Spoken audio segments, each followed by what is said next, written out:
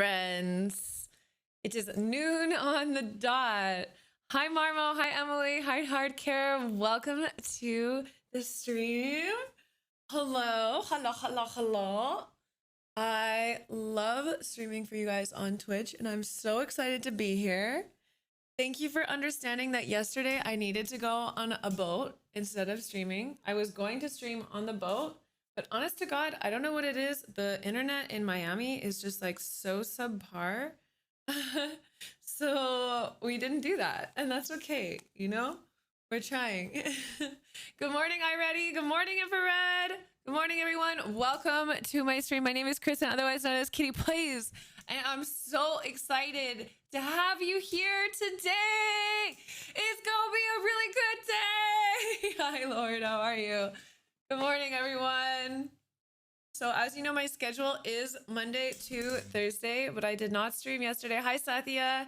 I got invited to go on my friend's yacht for his birthday, and they had 2 Sea-Doos and a crew with a chef, and I was like, I can't pass that up because I literally live to be on a boat and be in the water and go sea-doing. So thank you for understanding. Oh, and if you guys are new, not new, I got something new. It says, it's cool to be kind. I got this literally in the children's section of Target, but I just think it's the cutest thing. And we just need to spread that being cool is actually being kind is actually the cooler thing to be doing. Bob, welcome to the stream. Hi, Ruthless Llama. Welcome. Hi, Secretor. How are you? Secretor Rengar. How's everyone's day today? Yeah, you're cool because you're kind, Heart. Honest to God, every single person in this stream is cool because they are kind. I'm doing really good today, Sathya. I had such an amazing weekend. I was hosting my friend Amanda and her friend Chris, and I actually, like, for the last month of being in Miami, I haven't really been going out very much. I've just been like hanging out and mellowing at home. It was like a lot of work moving in. You guys know all about this. Lord, thank you for the 9 months. Oh my God, we just made a baby. We just made a baby. Is it a puppy baby? Maybe a little frog baby? What kind of baby did we just make? Oh, thank you so much, Lord. And Marvel, also thank you so much for the 1 year. 1 year. I have no relation to time whatsoever anymore. I have no idea what's going on. Okay, welcome. What should the baby name be? Well, we have to pick its species first. Okay, we have to pick its species. Maybe it's like a flying squirrel baby. That would be cute. I don't think they need to gestate for 9 months, but that would be really cute. What was I gonna say? But yeah, I haven't really been going out at all this past month. A frog. Okay, I like frogs too. What about Toto for the name? You can pick the name. Well, you picked frog, so I'll pick the name. His name is Toto. Toto. Or Frodo. I like Frodo. Frodo is cute too. Let's do Frodo. Mumford and Sons. Thank you for the follow. Yeah, so I've been like a little bit of a hermit and just like literally dressing up and being cute for stream for the last month. But then Bilbo, but then my friend came into town and it was F1 weekend. So I got to go and do a bunch of fun activities. And that felt really good. I think it's really important that we balance our introversion with our extroversion. And that was just a perfect mix of like socializing. But now I'm ready to just be mellow for the week, which will be nice. I like that I get to do both in Miami. That's one of my favorite things is like all my friends from around the world, they travel to me now. Like people come to Miami and travel here and then we go out. And then in the meantime, I just have mellow life. Oh, great, Jordan. Well, you came to the right place. I have mucho positive influencio for you. You always thought I was extrovert. Everyone always thinks that because I appear very extroverted on stream. But my extroversion is like, I call it learned extroversion, because when I was young, I would look around at my peers and I'd be like, oh, this person has more friends because they're this way. This person has more friends because they're this way. This person does this because they're that way. And I just noticed that the people that were like more friendly and more extroverted did better in life. And so I was like, I need to figure out how to get energy from being around people. And so I really worked on that. 6 years, Magnus. What am I drinking? This is almond milk, coconut milk, matcha, cocoa powder, and some rose powder with some maple syrup. Oh, this would be really good with vanilla. I forgot vanilla. You were extroverted before, so you're always going out and doing stuff and having fun. Oh. No. In the past 3 years, I'm definitely not more introverted. No. Past 3 years, I've been traveling nonstop. A big yellow soup cup, I know, so big. It looks like I'm drinking soup today too. It's delicious. It is delicious, and it's got a lot of really good nurturing things in it. What's it called? Oh, can I ask why you made a fan house and what type of content was it? Hi, Witzky, welcome to the stream. I haven't really told anyone about it, so I'm impressed that you found it. I mentioned it once on stream, but yeah, I made a fan house. I was interested in investing in Fanhouse when they did their Series A or their seed rounds, and I really I've had the idea for these paywall, like before Patreon, I wanted to have something like Patreon for my community. And it just feels different when you're creating behind like a paywall, if that makes sense. I think you have to start your own to understand the feeling, because I've only just recently felt the difference.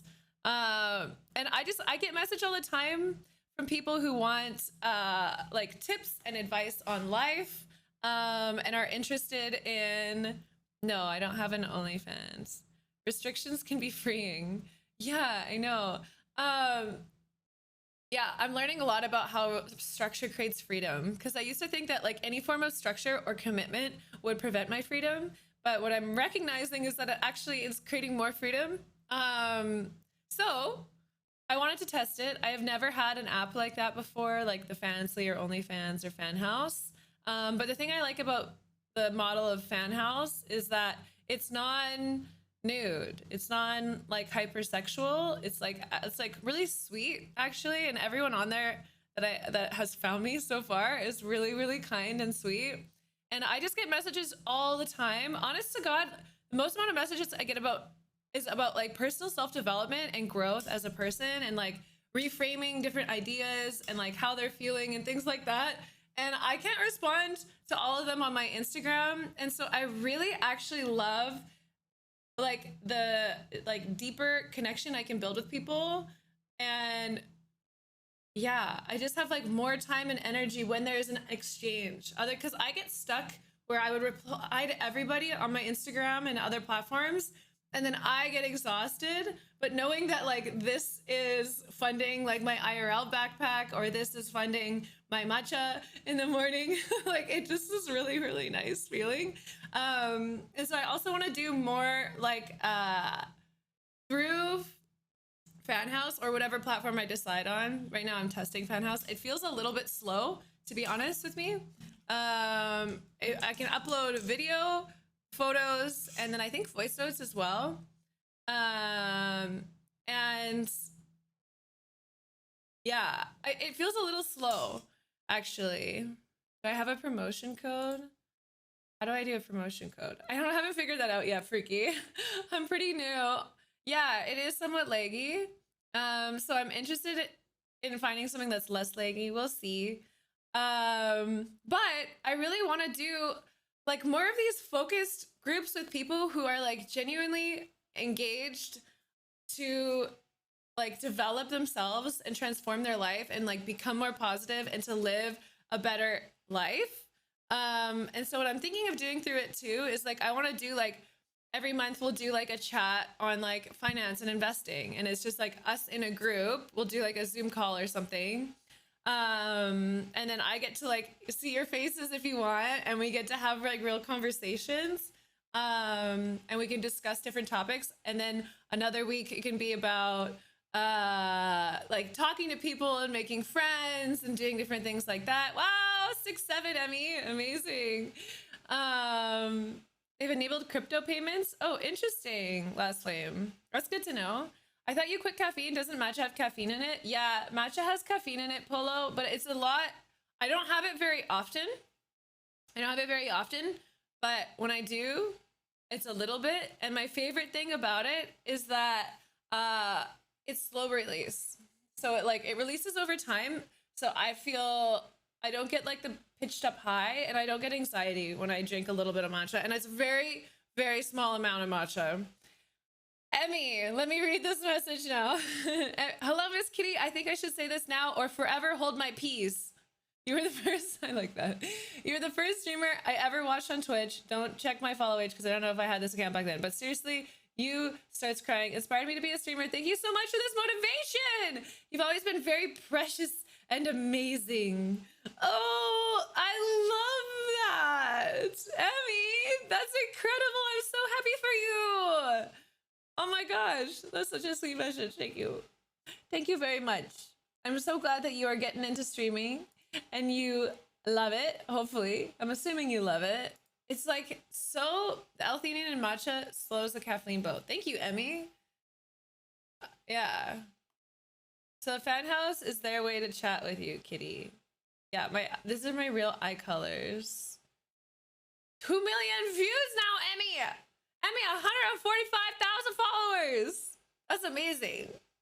That's amazing. I feel like I got a lot of good karma for inspiring someone like you to stream, Emmy. Thank you. Thank you. When I die and I get to see my life review and I get to see how I've impacted the world and I get to see all the lives that you've impacted since being inspired to stream through me, it's gonna be epic. It's gonna be epic.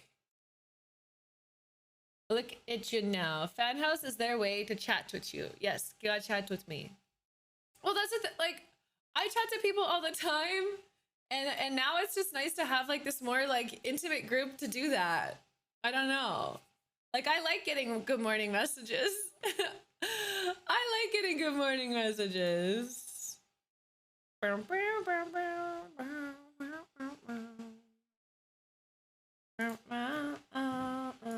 Yeah, Lord sends me great good morning messages. And I mean, I love it. I love it. I don't know. It's really sweet. And it's like just helping me like be more creative. Like, honest to God, Twitch is great. But like, yeah, I don't know. The what's it called is much better on the splits. The splits are much better on Fanhouse too. I'd have a sad life review. Well, Witsky, what a great opportunity for you to recognize that now, right? It's a great awareness to have now because you are not gonna die today. You're not gonna die today. So you have more time to have an epic life review.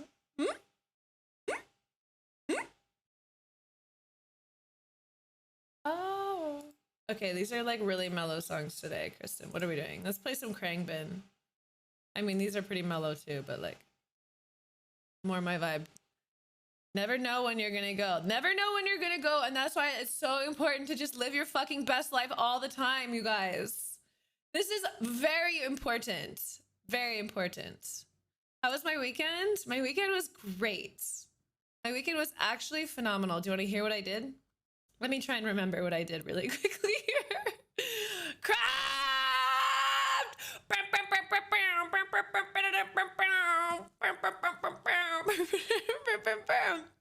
Oh yeah!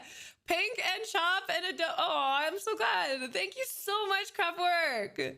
Thank you, Kitty Epic, Kitty. Oh wait, where are all my emotes? Heart, Kitty Hype, Godlike Legendary. Craft, thank you so much for your generosity today. I receive, yeah, Manual Hype Alert.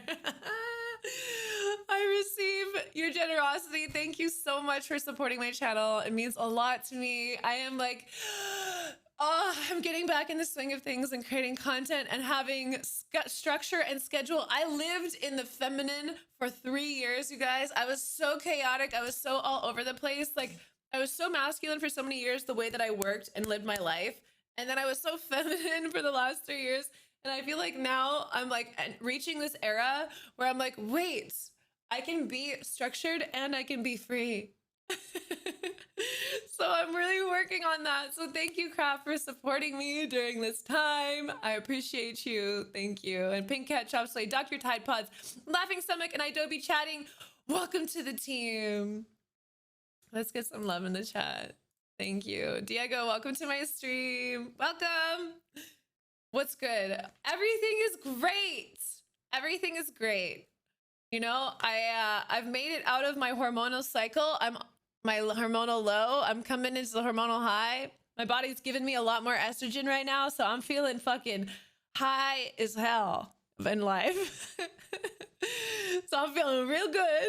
Feeling real good. I had a wonderful weekend with my friends. I met a new friend. His Instagram is The Herbal Chef. My friend Amanda is seeing him, and he does really, really cool like private dinners and stuff like that, and does like wild foraging, and he's a chef. And so I learned so much spending time this weekend with him and Amanda, because they're both absolutely insane, excellent chefs. And I've been really getting, I don't know if you've noticed, but I've been getting into cooking and gluten-free baking lately. So it's a big learning curve for me, but they gave me some tips. Hi, Victor. Welcome. Not much, Diego. Welcome to the stream today. How are you? Yes.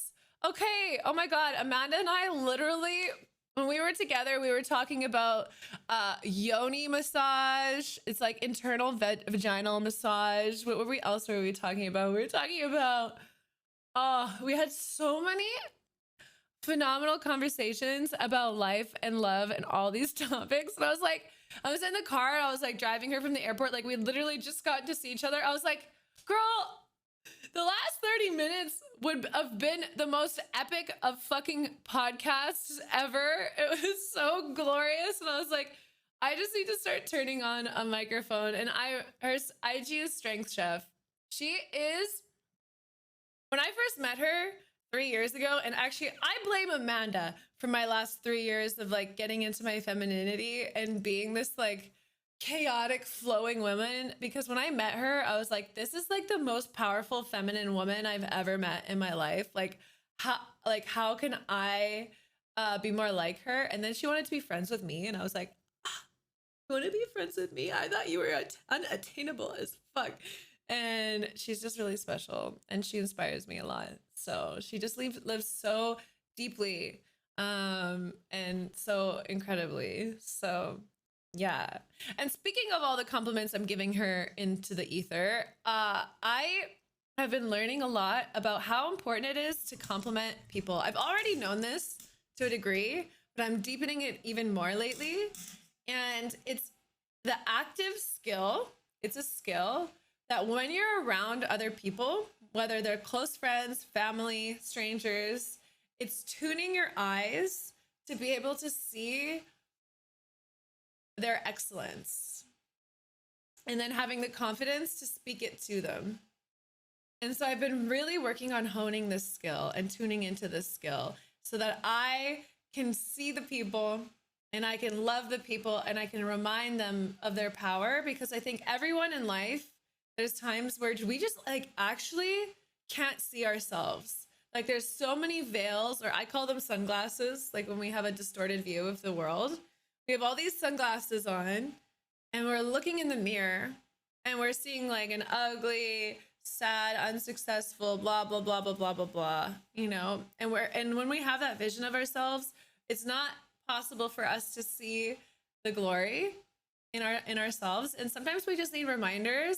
And each of us watching the stream right now, and myself included, we can all be those reminders for people, every single one of us. And so all it is tuning in when you're looking at someone and not seeing the insecurities that they're projecting, but instead seeing their light and seeing their love and reminding them of it. And so learning how to give really, really nice compliments to people is like one of his, nice, Curtis.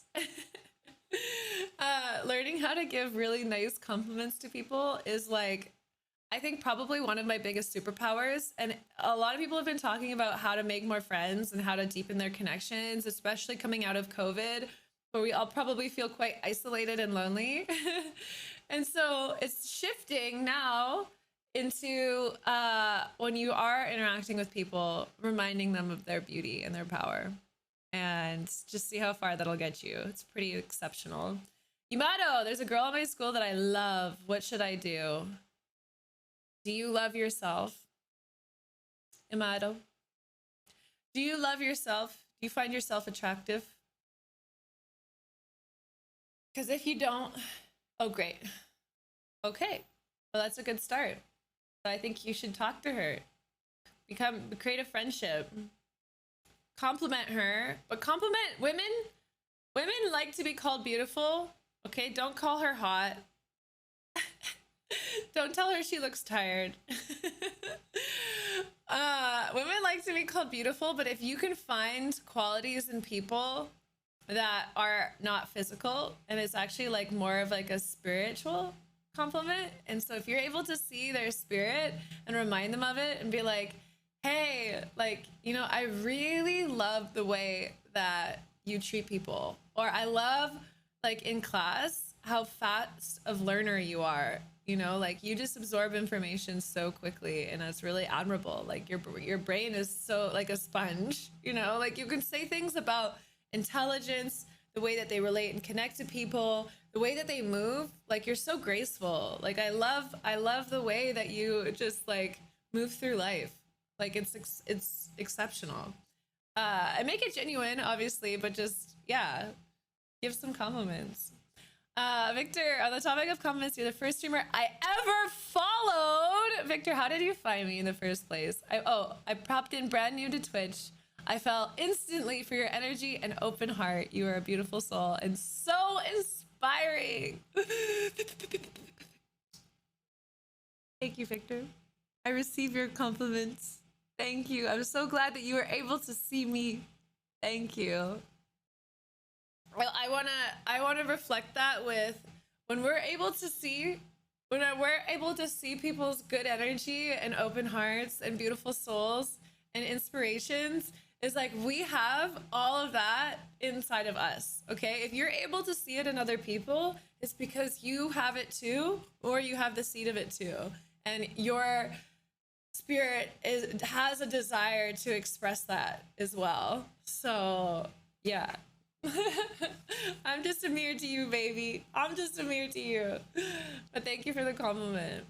Hi, Red Eye. Welcome back. Hi, Galactus. How you doing? What's up, Sin? How's everyone's day today? Welcome to the stream.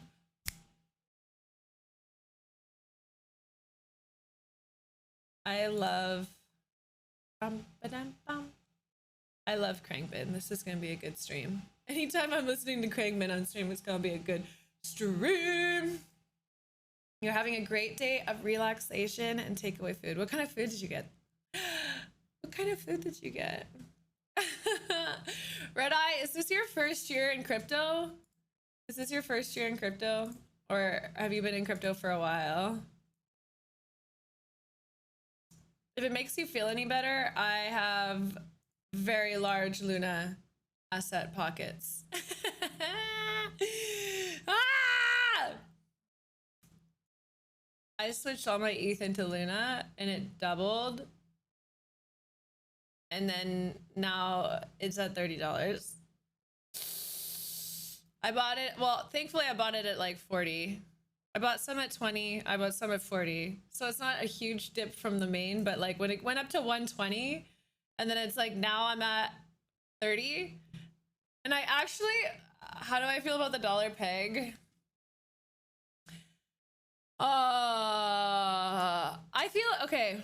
I feel like Luna's DeFi protocol is one of the closest to like an actual operating model that it could have been.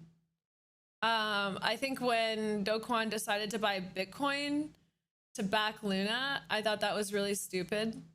Because now if Bitcoin doesn't do well, like we were losing our stability of the USD. But I still really like the model. Like, I think having this other form of currency, this Luna, that stabilizes the UST, is great. But I think it losing its peg, whoever decided to do an attack on it the way they did, obviously if the attack worked, it means that there was a weakness in the chain. And so I think that's good for something like that to be shown. But whether or not this is being exploited to discredit tokens for the purpose of adding in some CBDCs or not, it's really interesting. Yeah, you should look into the Luna stuff. It's pretty wild, Leon. But overall, like, I don't know, I've always liked the project. And like, I still think that Luna is better stablecoin than Tether. Like, Tether is just the most shady shit, and the founders know it. And so the government was like, okay, we can protect Tether, or one day I feel like they're gonna be like, okay, well, actually, let us show you how we didn't have any of those US dollars in reserves, and this is like a very, very shady shit, and they got away with it with the government because they made a deal. So I don't know, Tether is really shady. Yeah, so like, I still prefer UST over Tether. I think it sucks that they lost the dip, and then Luna tried to become stablecoin. Luna works with UST, US Terra, and they work together. So actually, and I was thinking about this last night, the interesting thing about Luna and Tether is that UST has Anchor Protocol, which there's a lot of people that are staking their Tether or their Terra for their gains, and they thought that this was going to be a stabilized coin that they could get I think it's 19.85% on with Anchor Protocol, and that was like a guaranteed like stability. And then now to have it go down, it went down to like 0.62, I think, or something crazy. It's like, you love my yellow chair, thank you. Now it's just like another, like, it's just like another shitty altcoin that you're like pulling from, and then it goes down as you're gaining your APY, but the value of the coin goes down, but the value of the coin wasn't supposed to go down. So it's kind of a little bit crazy. Yeah. Retard Man, how is that going? You're trading Luna right now? Like the dips and the peaks? How are you trading it?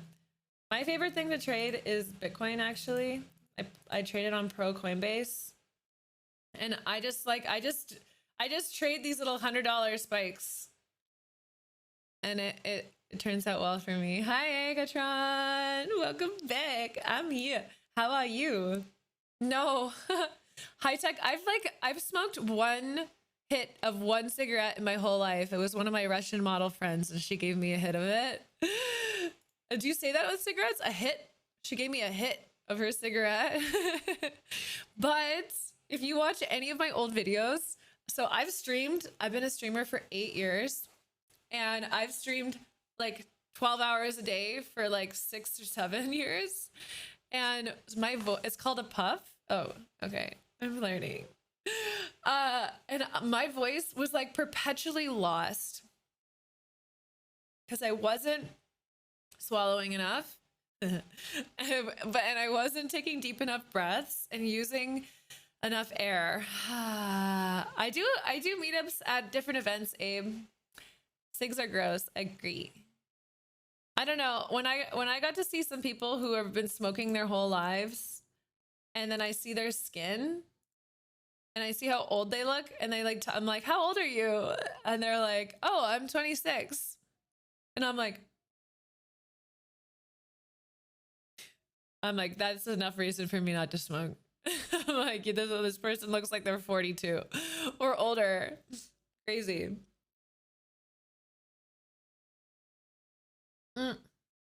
Also, like, I don't know, I feel like maybe it's different for cigarettes, but when I've tried my friends' vapes, Like, I think vapes are fun if you're like raving and stuff and you've got something to just like, I don't know, keep your mouth a little bit busy. But when you're like vapes in general, they just like make me feel like shit.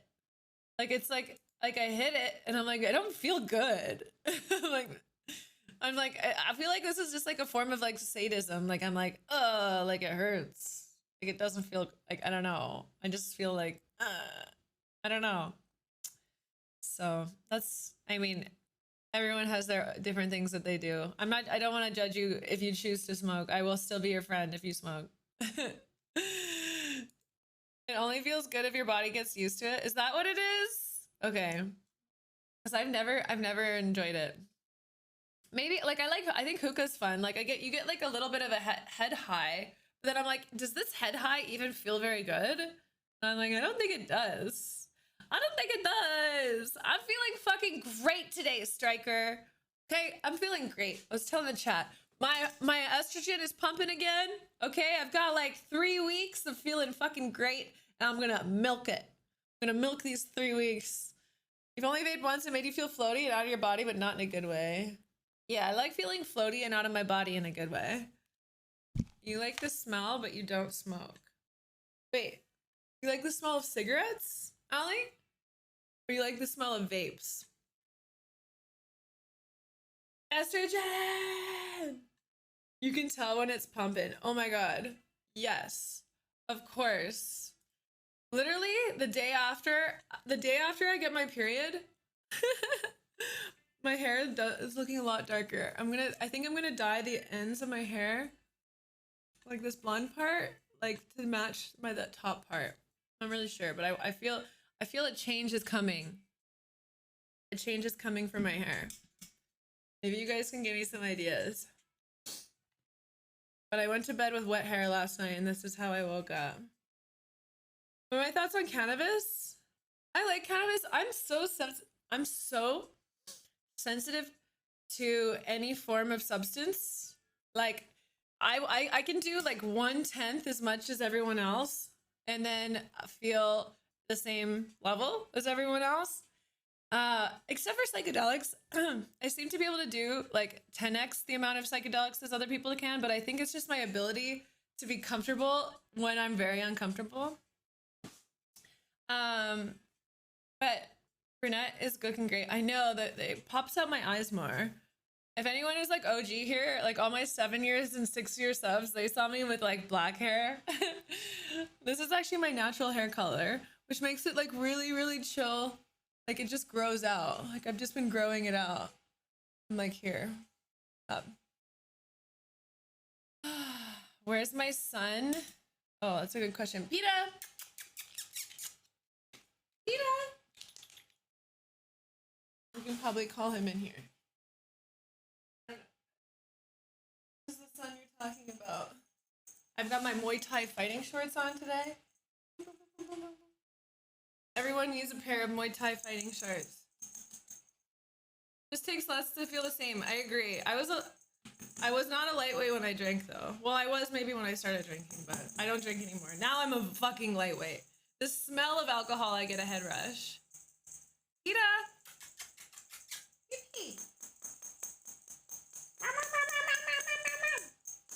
How do you guys call your cats? P! Peta!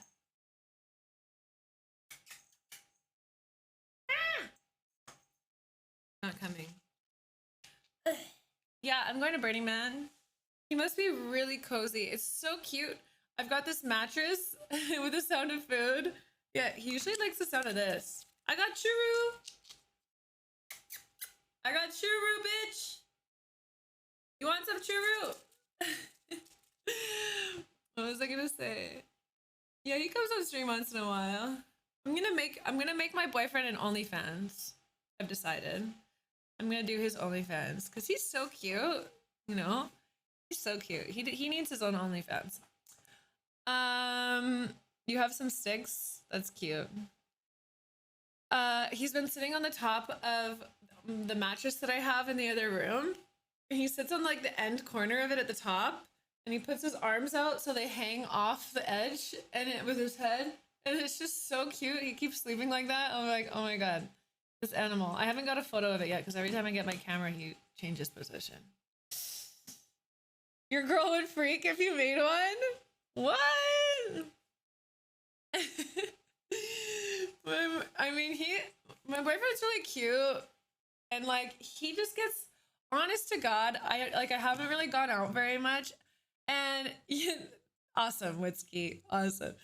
Honest to God, I haven't really gone out very much in Miami with him for the last few months. Like, we went out a bit in October, but the women in Miami, first of all, there are so many more 15 out of 10 women in Miami than there are like 8 out of 10 men. Like, there are, and I see all these attractive women crowd around these like minorly attractive men. Okay, not that it's like society's level of attraction. Okay, there's a lot of different layers of attractiveness in a person, but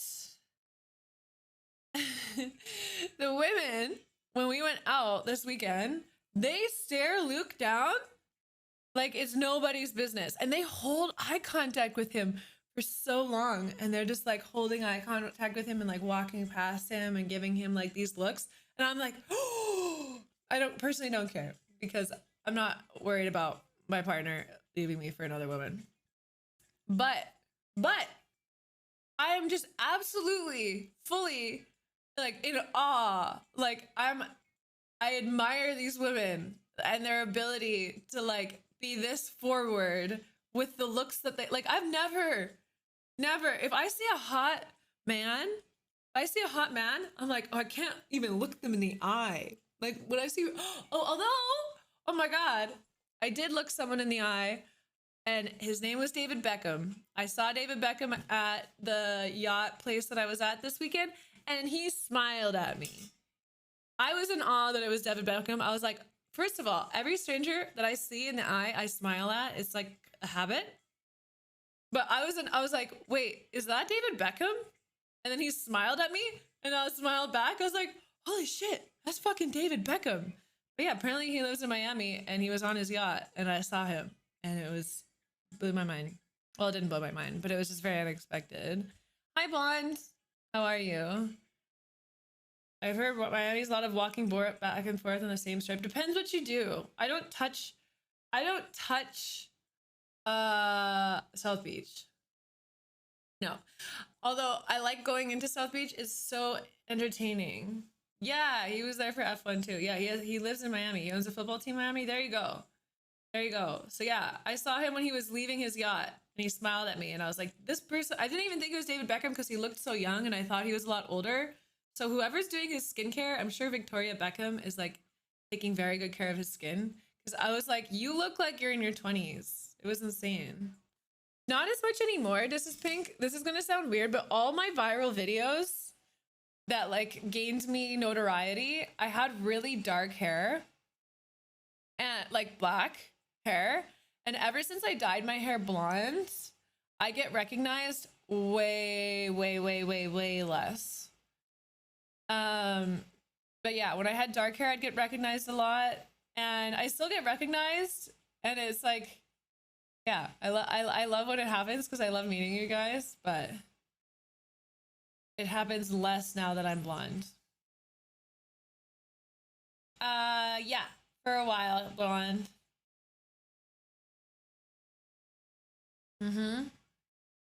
Yeah, Fortnite days. The Fortnite days is like a younger audience approaches me. My Counter-Strike days is a little bit older audience. I think actually Miami is more expensive than in LA. Maybe the same now, actually. Oh, yay, Leon. Yay, well, welcome back. Welcome back. Before Fortnite, yeah, Fortnite and CSGO. Did I say Fortnite and Fortnite? Yeah. I had dark hair during the CSGO days. Yeah, I know, it's pretty cool that like you can play video games on the internet and then like people are gonna recognize you. It's pretty cool. Yeah, I got recognized everywhere I went, Striker, when I first started streaming. It was crazy.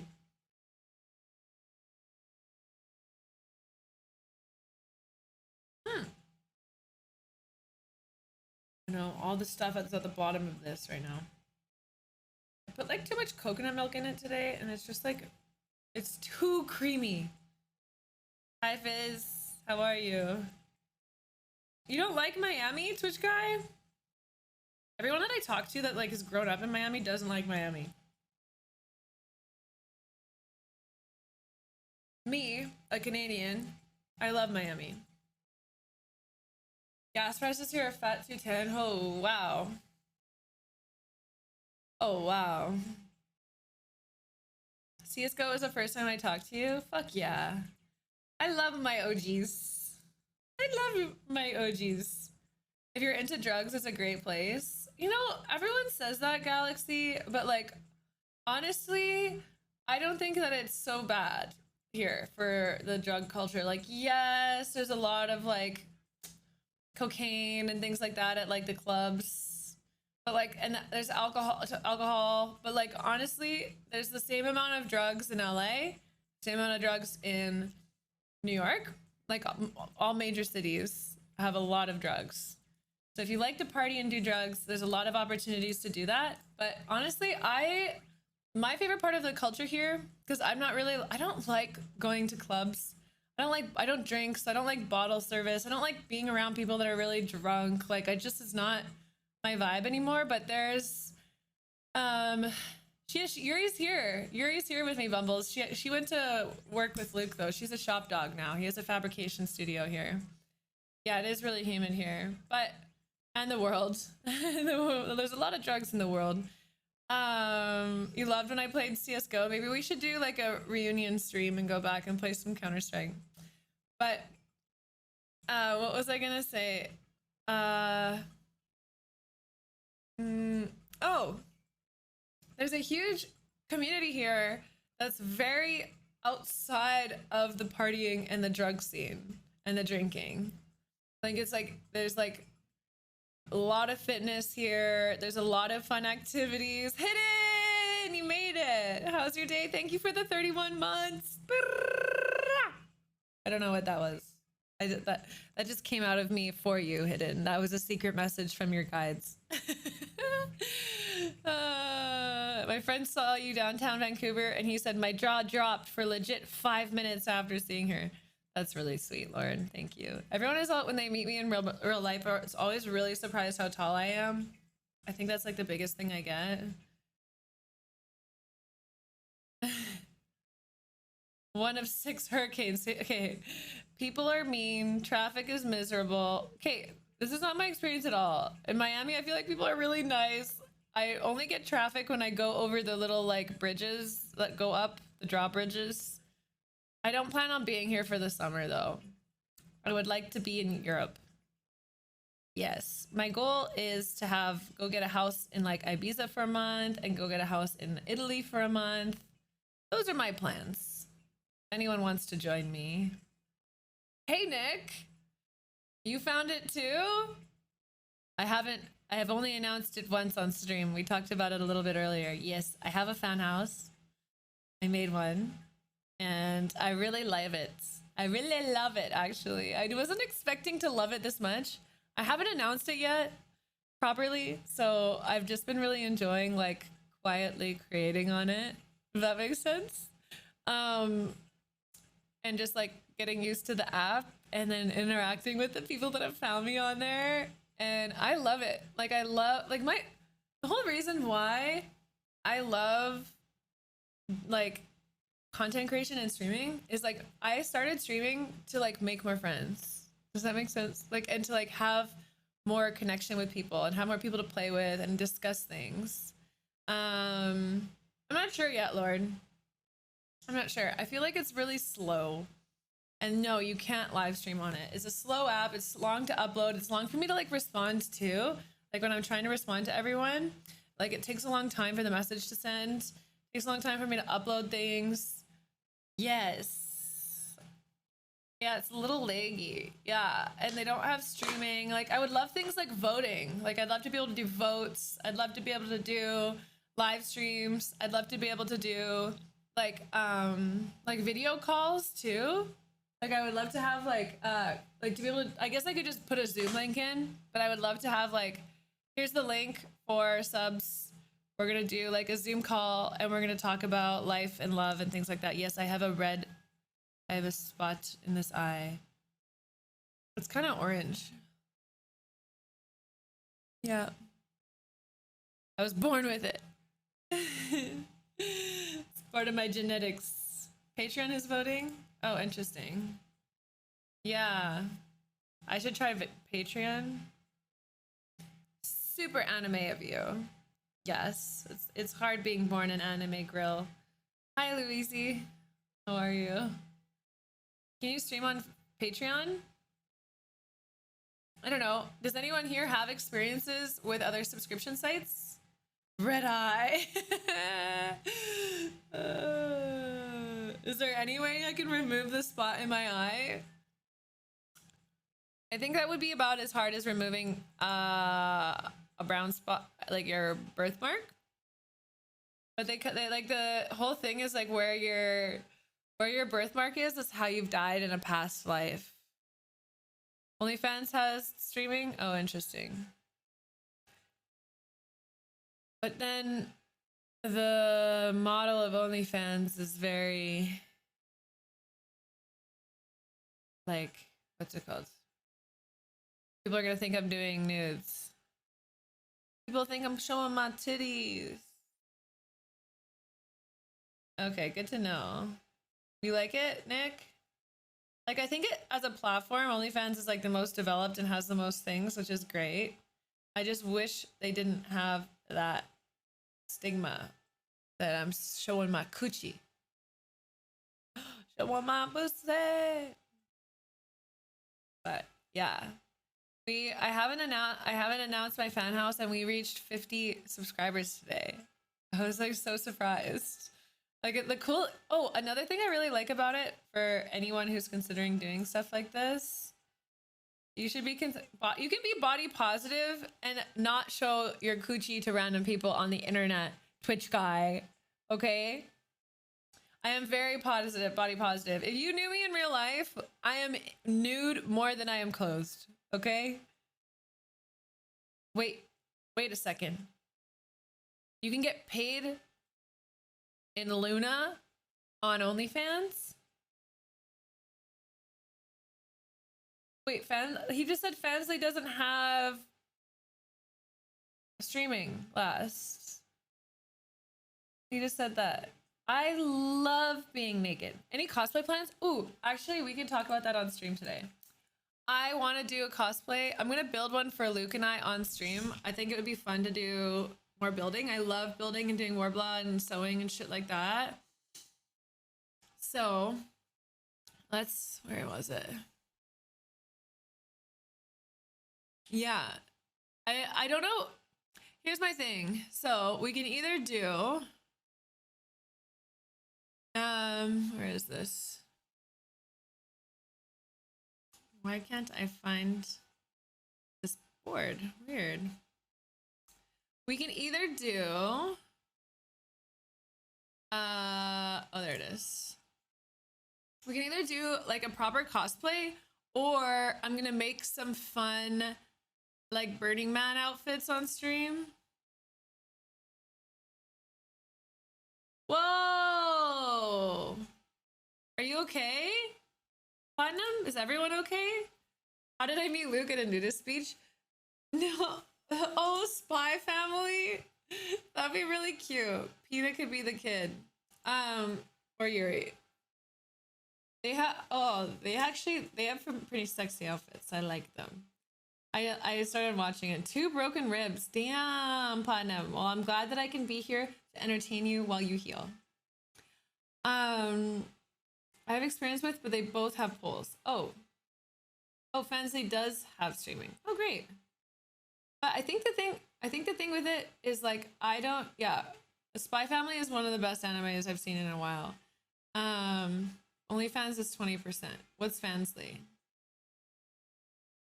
Is that Patreon's 10%? Fanhouse is 10%.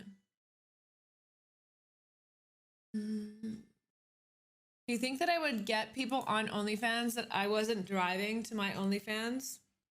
You know what I mean? Like, do they advertise other creators to people that subscribe? You're already on there? Hi, gamers. How are you? How was the beach with Yuri? It was so fun. It was so fun. Yeah, I'm actually, Galaxy, I'm actually really surprised the amount of money that I've made on Fanhouse without telling anyone I have it. You got out of a bad relationship? Congratulations. Congratulations. Me. Oh, cool, Lord. Getting out of a bad relationship is a gift. A gift from above. 10 minutes. I still haven't played Apex. Should I download it and try it? I still haven't played No Build Fortnite either. I've been busy. I've been busy going to the beach. I've been busy. I had so much fun. Oh my God, guys, literally, there's this dog beach in Miami. I am in one, Platinum. I'm in one. I'm in one. I'm making him an OnlyFans, so you guys can subscribe to that. I've seen that couples do OnlyFans too. Like, I actually kind of like those where like we've been together for 3 years. Where it's like a hot photo of the girl, but he has his like hand on her butt. You know, I don't know. I like them. I would subscribe to them. La la la la la la la. You know, just food for thought. But I like when it's couples. I think it's really cute. No, Harrison. I met my significant other in Tulum. I went there for a New Year's party with a friend. He was staying at the same resort as me. And I watched him from across the room. And I fell in love with him. Who's my partner? You can see him. He's on my Instagram. His name's Luke. I've dated him for 3 years. He is a great partner. Like, he tries so hard to be a great partner, and it shows. Wait, no, I'm gonna go. I just found out about this. I just found out about this. There is a freaking nude beach in, there's a nude beach in Miami. I don't know why I just found out about this. And I'm gonna go, and I'm not gonna be horrified because I am not horrified by nudity. I think the nude body is beautiful. All nude bodies are beautiful. And then you put non-nude stuff. If you ask for it, you will get blocked. Oh, I see. I can do a disclaimer in OnlyFans for no nudes. Drones deployed. One time I had this bumblebee that was like following me around for so long when I was tanning nude next to my pool at my parents' house. And I was literally like this bumblebee was just like hovering near me. And I was like, have my subscribers figured out how to make a bumblebee cam yet? Like, is this a thing? Is this a bumblebee drone? I was just looking at it. I was like getting like different angles. I was like, is this like bumblebee camera? Bumblebee drone. I know they've made drones that are this like really, really small, like little bug drones. I also saw that they like took over the brain of insects and then they can like fly them with this little like neuro receptor. Hi, Tavia. No, I love nude beaches. Nude beaches are literally like, one, you're at the beach, you're near the ocean. Okay, this is ideal for me. You don't understand. I don't know if you saw. Oh shit, fucker. I don't know if you saw my post today on Damn it. Sorry.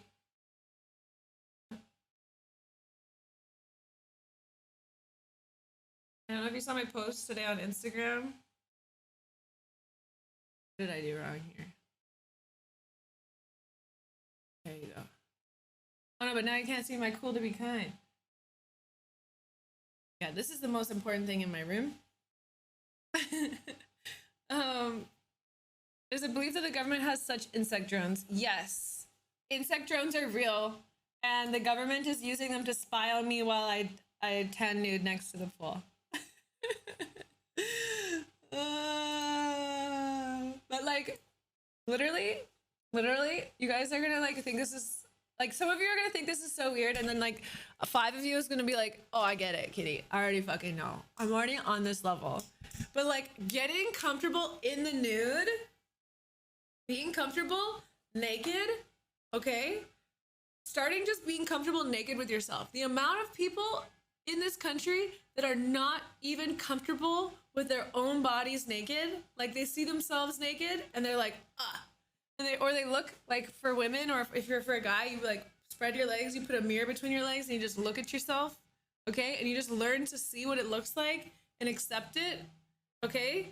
Body acceptance, nude acceptance is like, oh my God, it's a fucking superpower, okay? So when you learn to love your body naked, yeah, Blonde gets it. Blonde's one of my like 2 people that fucking's on this vibe. When you learn to be comfortable, like in your, especially in your own space naked, like it is, like it's just like, that's you.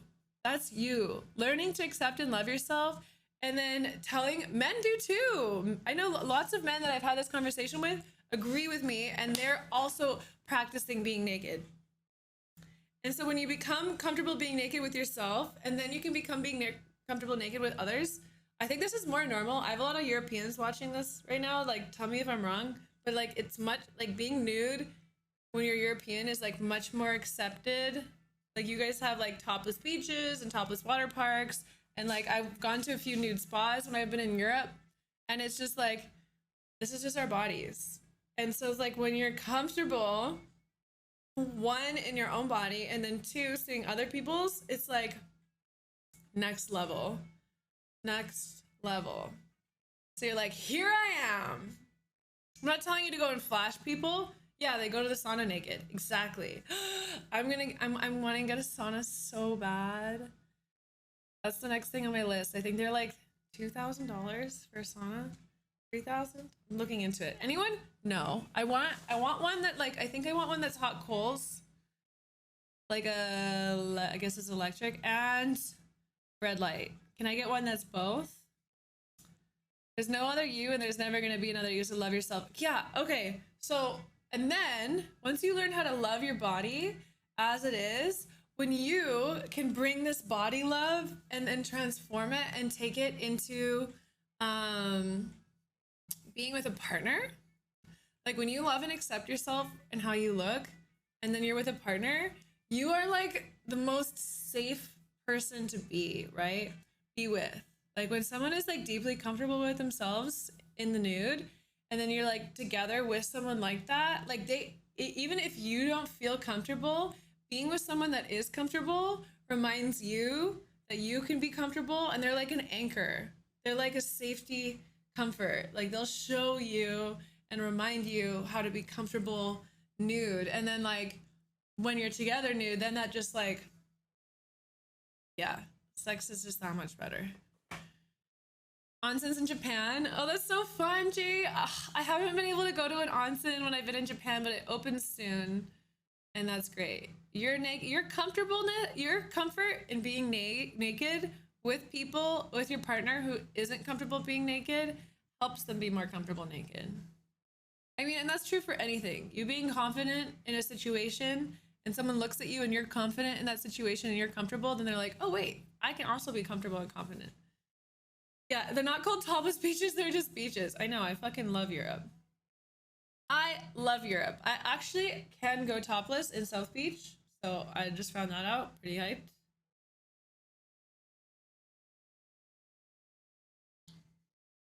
How do you avoid it going down the sexual path? You feel like everyone would do that? That's the interesting thing, Shane. When you go to like nude spas and things like that, I thought that it was just gonna be, personally, what? Seriously, blonde? Oh my god, that's so exciting. I would love to go to Peru tomorrow, Diego. I thought that when I went to these nude spas that it would just be like an orgy. I'm like, what? People aren't gonna be able to resist each other. Everyone is just gonna be having sex with each other. I actually thought that's what it was gonna be. And then I get there and there's just hundreds of naked people and you're like so close. Like this one girl, or this, I think it was a guy actually. We did this, like they close off the sauna for like 40 minutes and then they like heat it up really hot and do essential oils and then like wave towels on you. And we're so packed in that the person that was sitting in front of me, I was like this, like fully naked. And then the seat below me where my feet were, there was someone sitting. So my legs were like this. And I had a person who I'd never met before sitting in front of me. Like if they would have like looked behind them, like they would have just seen like my entire vagina, my entire pussy. I'm trying to call it a pussy now, not a vagina. I'm enlightening myself into new terms and words, but it's still is hard for me to say pussy. I don't know why. I will become a developed full woman soon. Okay. Anyways, I thought everyone was going to be having sex with each other, but what they've learned is that humans perversion is created through withholding. And so if when you're actually around people, I know either term's acceptable, but I like pussy more. Oh my god, I'm still like, who? I feel like I'm a 13-year-old when I say it.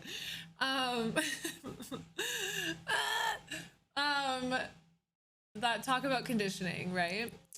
What am I gonna say? Oh, but like they've studied human behavior, and so when you're exposed to nudity, you have we're not actually sexually attracted to the body as like a whole. It's more of like this withholding that we create. That's why like lingerie is so sexy. But when you're exposed to all these naked people, the only thing that your brain is going to get aroused from is the act of watching other people have sex. Okay, so when you're just around a bunch of naked people, you're just like a bunch of naked people. Like there's no sexuality thing. There can be attraction, right? But there's no sexuality. And so you're just like, all right, we're just all naked here. And honestly, you're anxious for like the first little bit, because at least for me, it was like my first time I ever did that. It was like pretty overwhelming. But then like you'd be so surprised how quickly it dissipates. And you're like looking at dicks and you're looking at vaginas and you're looking at boobs and you're looking at bellies and butts and shoulders, and you're just like, oh my god, we're just all these little weird flesh vehicles. Like everyone looks kind of funny naked, no offense, but I think a lot of people use clothes to like hide things, and then we're all just kind of like funny looking naked little beings. And yeah, it's so great. Guys have to not get hard.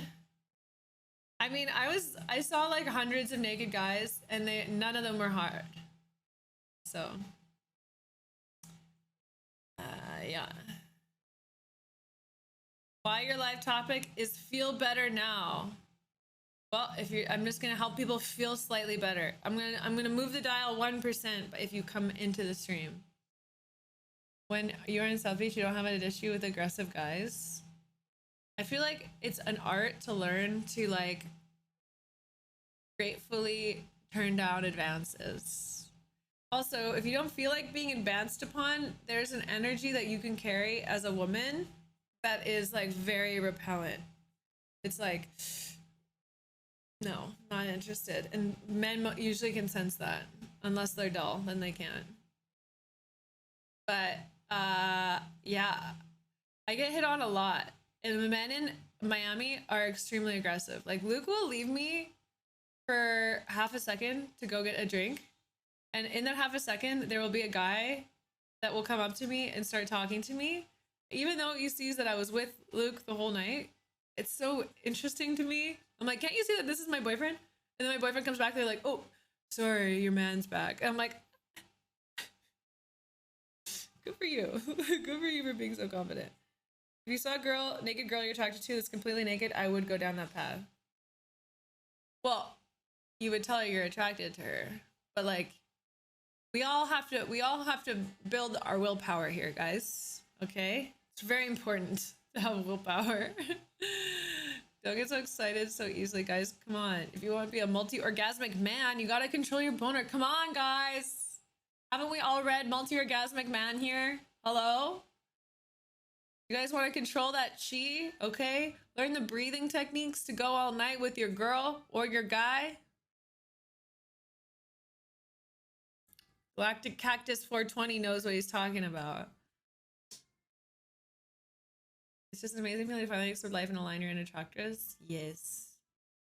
Aligning the chakras, finding harmony between mind, body, and spirit. You will literally glow. People will come up to you and they're going to be like, oh, what are you eating? What are you drinking? You're literally glowing. And you're like, hey, I've just been developing myself. I've just been working on myself. Sometimes it does, sometimes not. Why is my skin so soft? Okay, I'm gonna let you guys in on a fucking secret. You guys want to have the best skin of your life? Okay, this is a hack. Okay, you're gonna do this thing called dry brushing. First, you do this in the morning. The dry brush like looks like, let's pick one. This. Okay. Wait, how do I show you? This is a dry brush. This is a dry brush. Wait, I will get you a link. I will get you a link. So you take the dry brush. You take the dry brush. And you rub it all over your body. Actually, I'm gonna go get mine and I'm gonna show you what I do. Okay? This is gonna change your life. Every person in your life is going to be touching your skin and they're going to be like, you have the softest skin I've ever felt in my whole life. I just want to rub my entire body on your body. Yeah, they're rough, but this is really good for your lymphatic system. And I'm going to explain why. 1 second.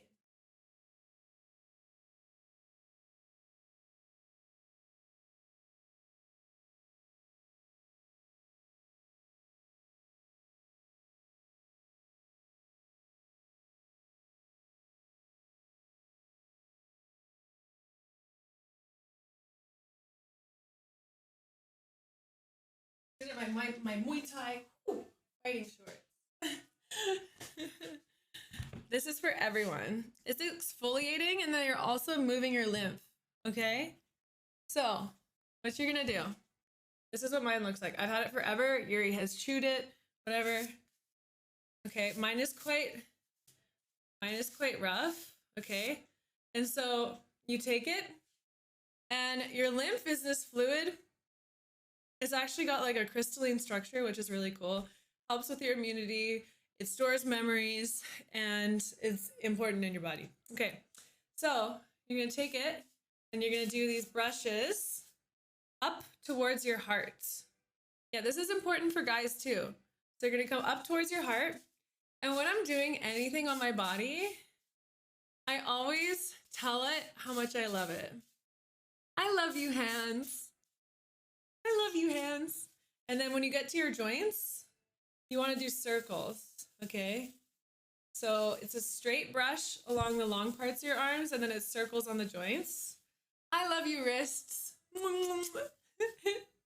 And just send love to your body. Because literally, we're water, and like our words, our thoughts carry energy. And so when you're showering yourself with love and telling yourself how much you love it, as weird as it feels, it fucking works. I literally, like, it has changed the way my body looks. It's changed the health of my body. It's changed the energy that I have. Everything. Like, I've literally become more beautiful and radiant and attractive because of the way that I speak to my body and these little practices that I do that just have absolutely changed my life. Okay, so then we go to the arm. And you're just gonna go up like this. And when you first start doing this, like, it's kind of like taking cold showers. They're going to feel, this is going to feel quite, how do I say it? I love you, arm. Thank you for reminding me. This is going to feel quite stimulating, actually. And so you want Like, and over time it's going to become less stimulating, and you're gonna notice this is again kind of similar to the cold water, and then you want to do the circles on your joints. Similar to the cold water, where you're like, oh wow, this is a lot, oh my god, and your body's reacting, but then you're learning to like thank your body for the sensory experience. Like, it's telling you that something's going on, but then you can choose not to react to it in a way that's resistant. You can be like, okay, I'm feeling it, I'm breathing through it, like, and then your body learns to kind of turn down those signals, and you're not going to be as sensitive to the world as much moving forward. Okay, and then we're going to do the arm like this. So you want to go up towards your heart, shoulders. Yeah, I'm going to get a deep freeze cold plunge, and I want to do it every morning. And I think I'm going to include stuff like that. You'll see some of it on my story, and then some of it on my Fanhouse and stuff like that. I want to get a cold plunge and a sauna and start doing them every day. And then you do the other thing. I love you hands. I love you wrists. I love you arm. I love you elbow. I love you bicep, tricep, shoulder. Okay, and then in your heart, like I usually go around my boobs like this. I don't know, I guess I don't really know how it works for guys. And then I go up the side here on either side. And then for your stomach, I like doing this, okay? And then on your butt, girls, if you guys have any cellulite, okay, or anything like that, you just do this. So you want to brush up here, yeah, and then you want to like get in there, and that actually does help with cellulite, circulation, and everything.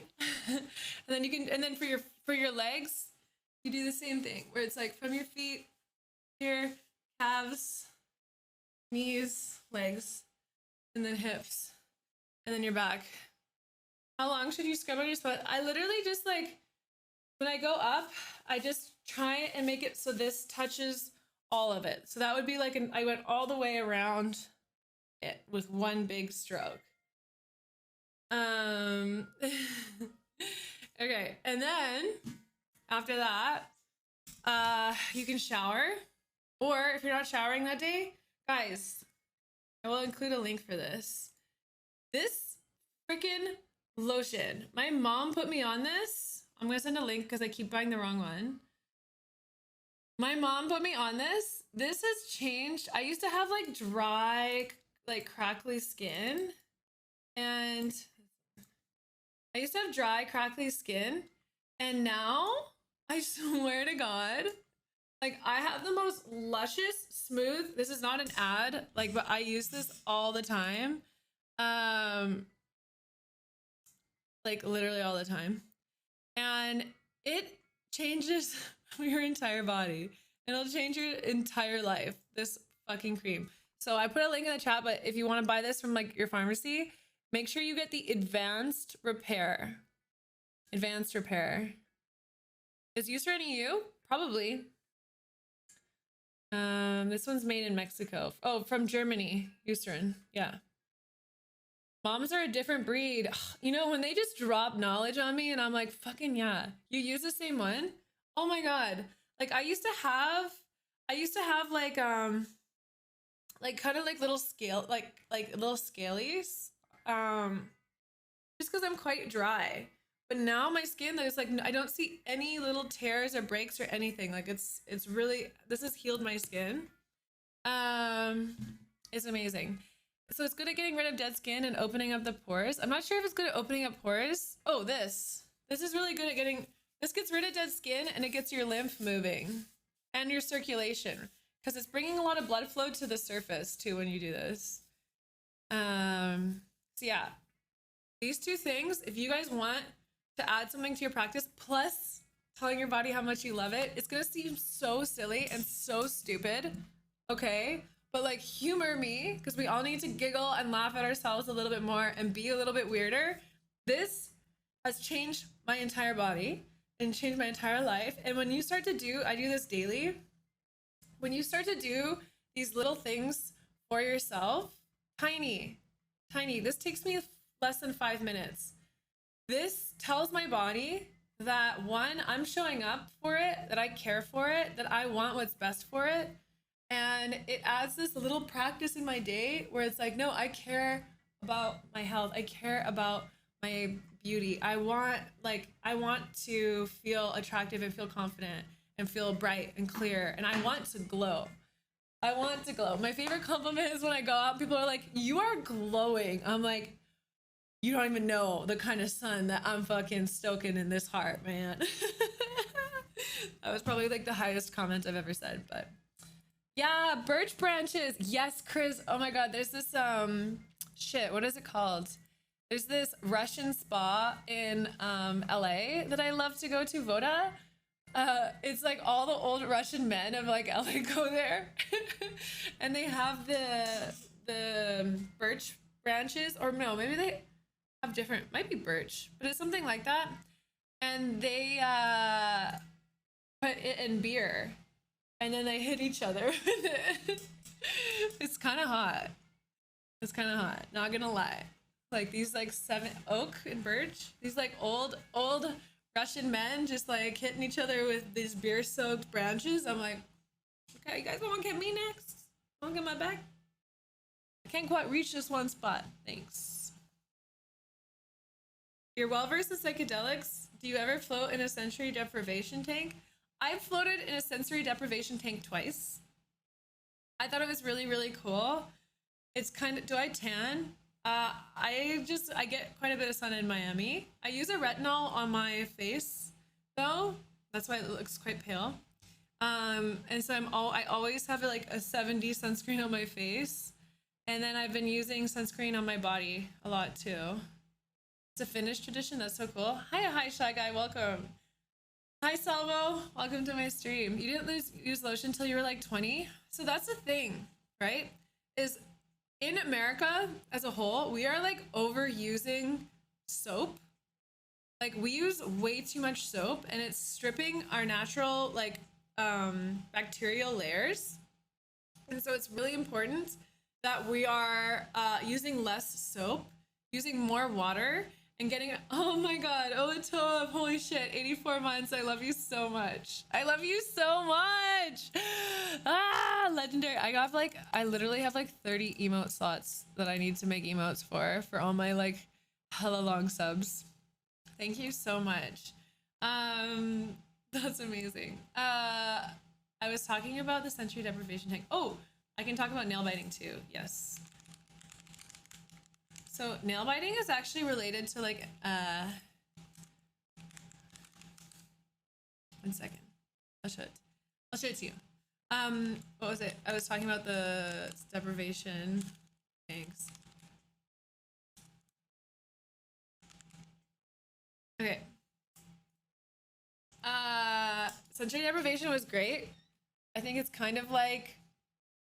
probably kind of like taking ketamine, I would say, where you just kind of like float out and none of your senses are like in your awareness enough to distract you. Like you're in just like this submerged floating state, it's blacked out, and so you're able to just kind of be in your mind and let your mind float, and your mind will come through and start creating, like, I don't know how to say that, like, triggers is the wrong word, but it'll start like creating a reality to replace other things in your reality. Like to replace your senses is going to create like a mental. I did vlog my sensory deprivation tank. The first time that I did it though, I didn't really love it because I had a cut on my hand and they give you like Vaseline.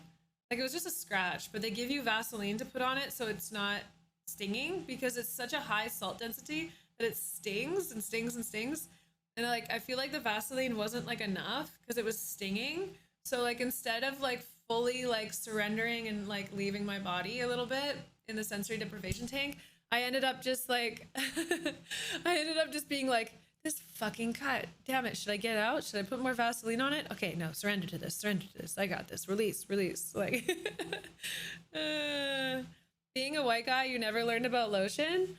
I just think it's like there's so many people And I think especially a lot of people in kind of like the gaming community, not to stereotype, but like it's more of like an introverted group.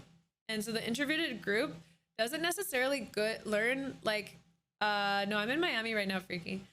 They don't necessarily learn good grooming habits, and it's not really like open, like it's not really like talked about between guy friends and things like that. Like it's kind of up to your mom or your dad to teach you about good grooming habits and hygiene habits, but it's like so important. And it's like if you have good hygiene, like great hygiene, if you brush your teeth and floss your teeth and you don't use too much soap, you have like a good lotion, you know, have a good haircut, like it's so it like literally will change your entire fucking life. Like your entire life. It's so crazy. Like the way like your friendships are, the people that are attracted to you, like it's so interesting how important it is. Like one of the things is like if you're watching this and you have like really oily hair and really greasy hair, one, it can be related to if you're overeating oils and plant fats, or oil like omega-6 oils. So like you really should be cutting down on what's it called? You shouldn't be eating canola oil. You shouldn't be having all these other like fake oils that are really not very good for you, and it's creating imbalances in your omega-3 to omega-6s. You should be increasing your omega-3s, so eating more wild salmon, having more flaxseed, things like that, and eating a lot less plant oils. Like no more sunflower oil, no more canola oil. Learn to cook with duck fat or coconut oil or what's it called, olive oil. You know, I was just talking to a friend about avocado oil. I think avocado oil is actually good. You just have to make sure that it's made in a way that's not shit, what's it called? There's a specific thing that's like fucks with it. If it's too hot, I forget the name of it. I'll come back to that. But like the amount of oil that you're consuming can be affecting that. Some people need to be taught how to shave. Yeah. Like if you're a guy, Google how to shave and how to line up your beard better. You know, it's like what, like a finger or 2 fingers above your Adam's apple, and then you cut, and then here, make sure you're cutting your eye beard. You know, that's gonna make a long difference. I mean, a big difference if you know how to cut your beard properly and how to trim it. Or if you don't want to do that, you can pay to have a barber do it, and they'll show you. Your friend taught you? That's great. What was the other thing? Oh, I drink coffee in the morning. Oh, I don't. No, I quit coffee, Galactic. Are you still here? I like making elixirs in the morning. That's my vibe lately. So this morning I made matcha, cacao, and rose elixir with coconut milk, almond milk, and it's delicious. And I also like to make this. I'll put a link in the chat. Oh, cacao. Wait. I drink a lot of Creo brew.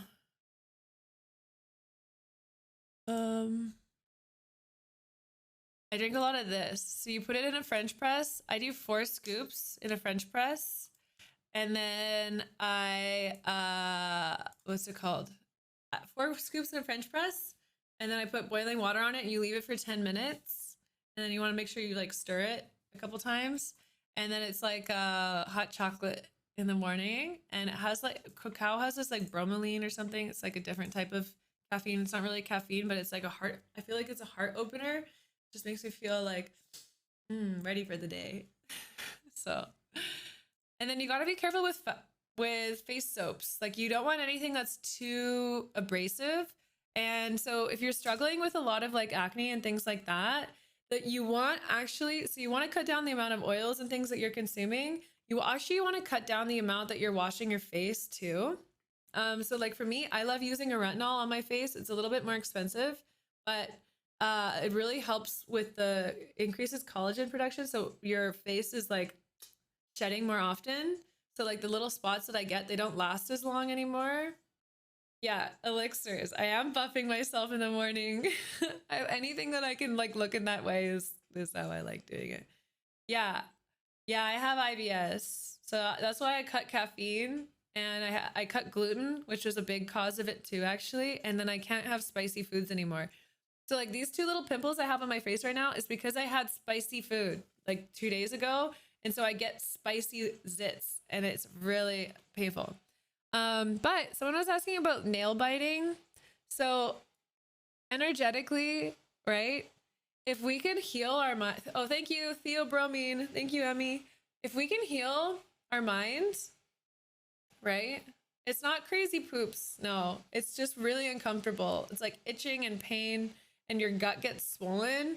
And so, for women, if you have IBS, your swollen gut puts pressure on your ovaries and your uterus, which decreases the blood flow and causes a whole other problems. So if you have oftentimes IBS is linked with PCOS or with endometriosis. And so you're having this interrelation and like, I would like to have kids one day. So I want my hormones to be balanced. So dealing with my IBS and my gluten intolerance is really important for me. Okay. Nails. Hi. Who in here was biting their nails?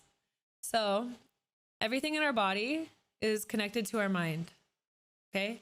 Just accept that with me for a second.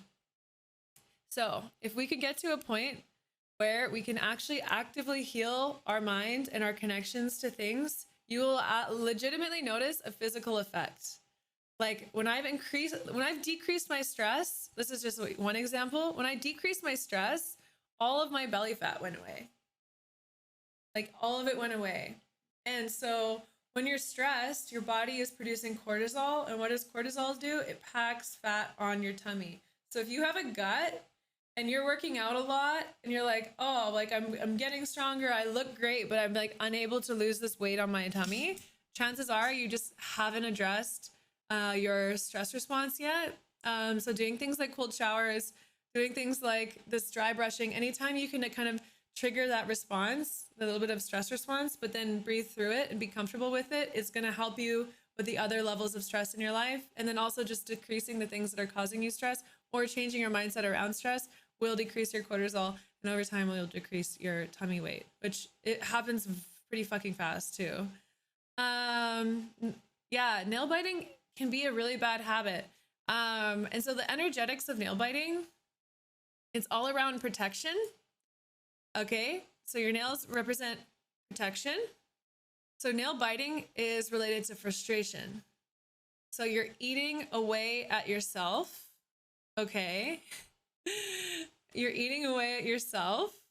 Here, one second. And it's eating away at the self, and it can also be spite of a parent. So when you're frustrated, you eat away at yourself, and you can have energy that's spiting a parent.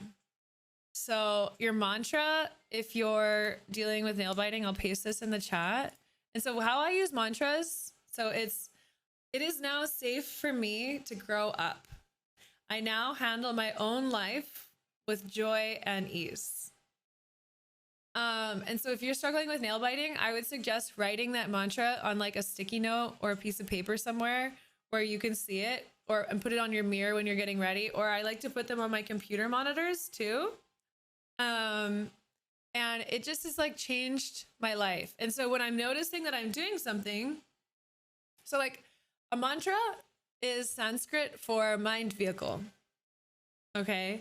So what it is meant to do when we have, whether it's like repeating negative thoughts or these habits that we're trying to understand and release, etc., we can use a mantra to take us out from one location that we're in our minds to another one that's going to be more fruitful. We're going to have more better strategies, more relaxation, etc., etc.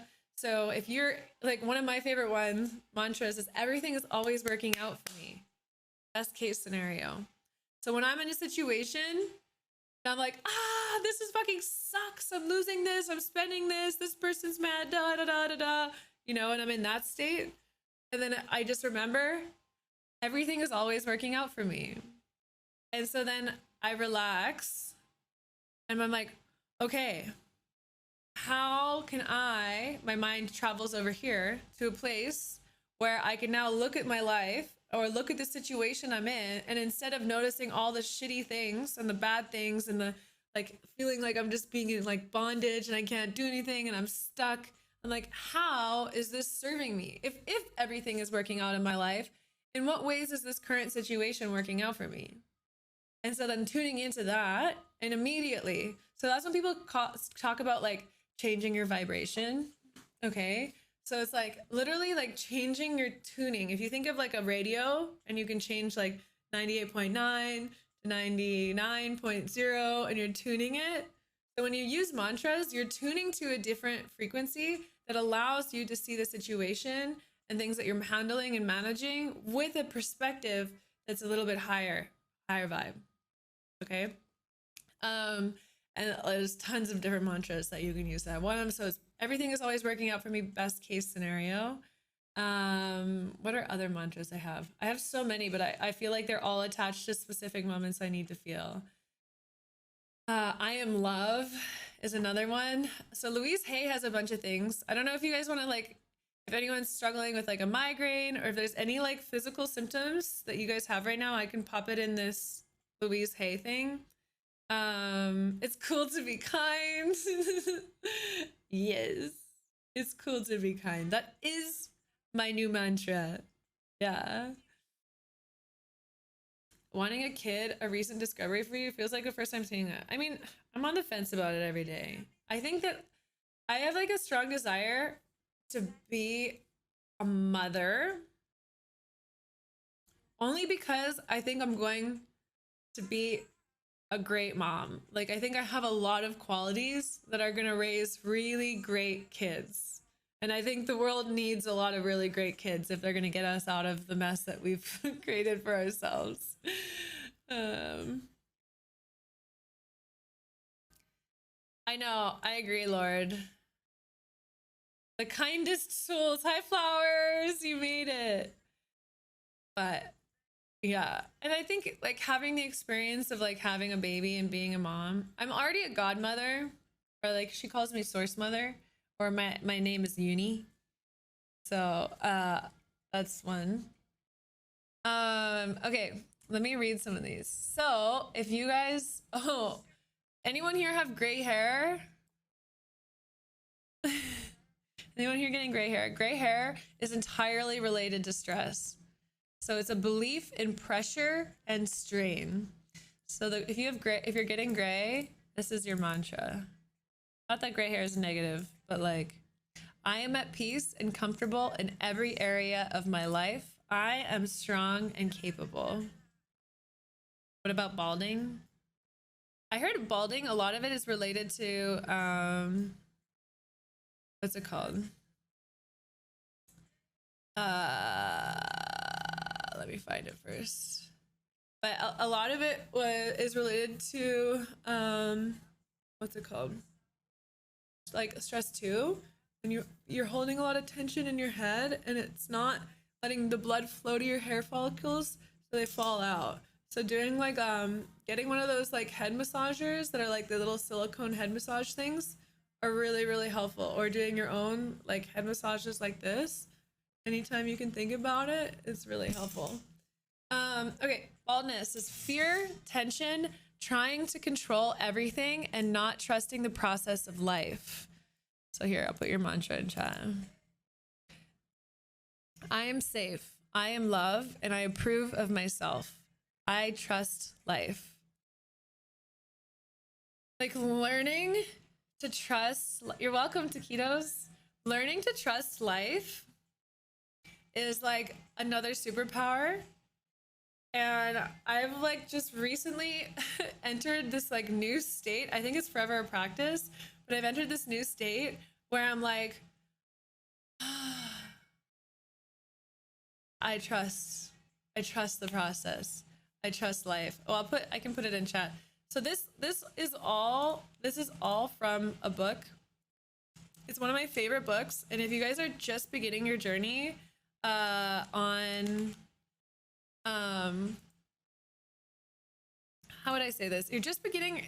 If you guys are struggling with any health issues, any health challenges and you're beginning your life to navigate that, like this is a great book like for people who are dealing with like sicknesses and things like that. And it just teaches about the mind body connection and how we mind body connection and how the way that our thoughts and the way that we hold on to things, like we grip onto frustration, we grip onto our fear, we grip onto our sickness, and it just teaches you that like we have to start taking responsibility for ourselves and our health, and then two, what mental exercises to do and what processes you can take to really heal your body. And I would say this book is one of like probably the most fundamental books in my life that's caused the most impact like over time, as like only because it like opened the door for me to begin to understand these things and be open to it. And Louise Hay is just a profound woman. She started Hay House, which publishes a lot of really like high vibe books. Trusting the process. You got COVID at first, I was sick, and then this just means bigger and better things. Do you have COVID right now? Yo, well, Marky, were you here when I did my big long rant on COVID?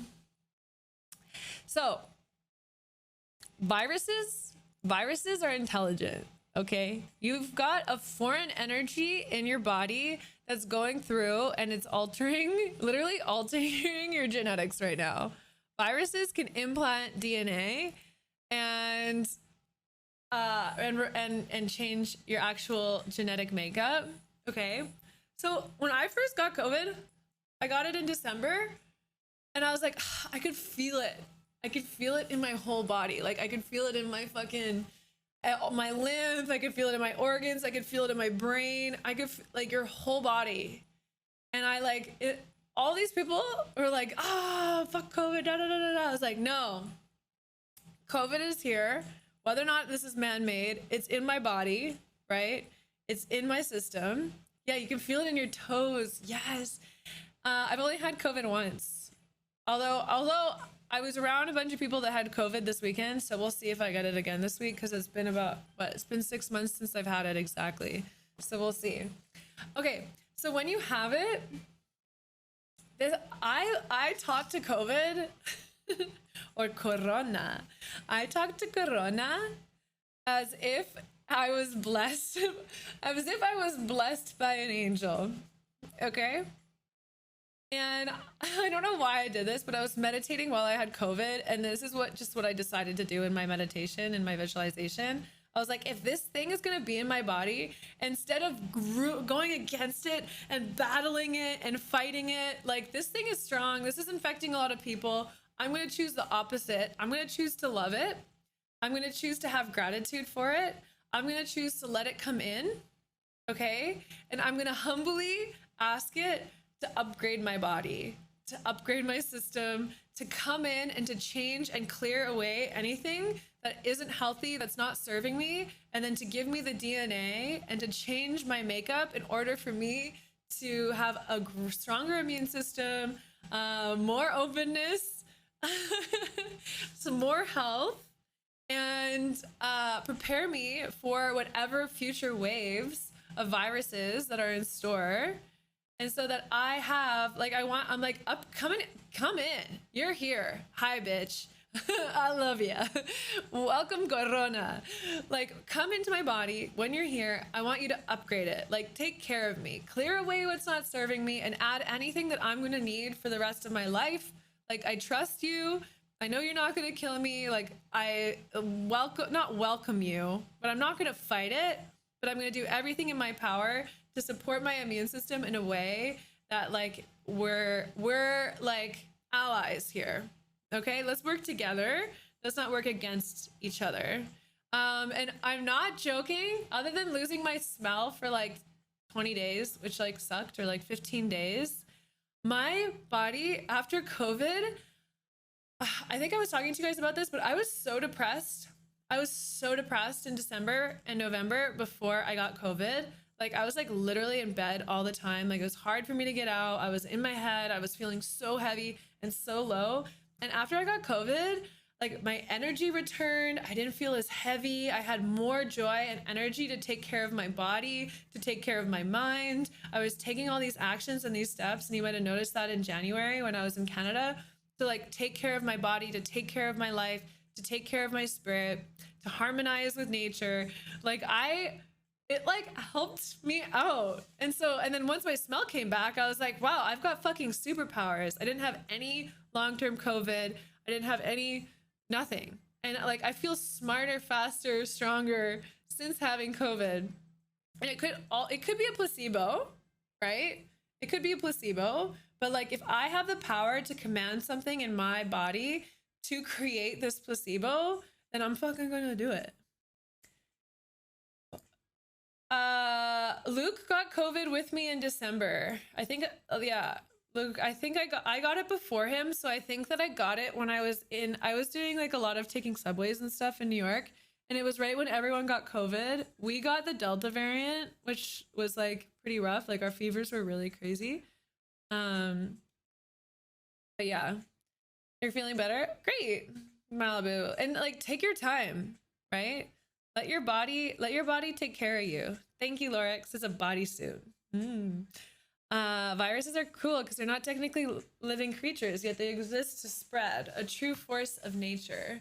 Yeah, that's like, I don't know. When I had COVID, like I'm so sensitive to this kind of thing, and I felt the consciousness of the virus. Like it has, like, even though it's like the smallest like organism, I think viruses are, like there is an intelligence to it. Like for it not to have a brain, you know what I mean? And for it to just be like DNA, like,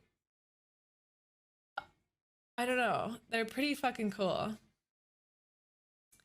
What do I think about energy drinks? I don't drink any energy drinks whatsoever. I'm extremely against them. I have been offered so much money, like to do Red Bull stuff, to do Monster stuff, to do all these different fucking energy drink things. I've turned all of them down because I think that we haven't studied the long-term effect of energy drinks, especially on young minds. Like a lot of kids drink, yeah, G Fuel, fuck G Fuel. Okay. Literally G Fuel is selling energy powder to 13-year-olds. No, thank you. Are you kidding me? No. What are you doing? That's so corrupt. Anyways, like marketing it to kids, putting these colorful things on it and these colorful flavors, it's just disgusting. Anyways, it's like, it's not good. It's not healthy. Like, drink more water. Yeah, they're so bad for you. And so I've been, sorry, I get really passionate when I think of like kids getting taken advantage of by marketing and products. Like, so no energy drinks, platinum. I think there's much better ways of getting energy that aren't stressing out your adrenals, that aren't stressing out your body. Drink more water, get better sleep. Like change the things in your life that are affecting the fact that you're low energy now. Do more things that you're interested in and excited by. Like take control of your life, take responsibility, and like take care of your body. Like it might not matter now because we're young and we're strong and healthy, but like it will matter one day. And so the more that you can be that responsible person for yourself of the future or yourself in the now, the better.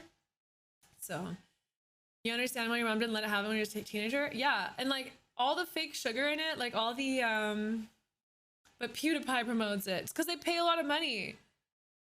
So it's like, you guys don't understand, like energy drinks, alcohol, cigarettes, all of these things that are like gambling, they pay the most amount of money. So you can't trust influencers to know what's best for you, including me. So when you hear me talking, take everything with a grain of salt. I want you guys to make your own judgment about things and then do your own case studies on things to know, does this make me feel better or does this make me feel worse? Happy Mother's Day, Lorex. Isn't to get more sugar stimulants, it's to rest or find out what's lowering your energy. Exactly. And ask your body. Ask your body. Your body will know. Like that's the coolest thing is like with all these different things, grow up and do cocaine. Not everyone can afford to, Chris.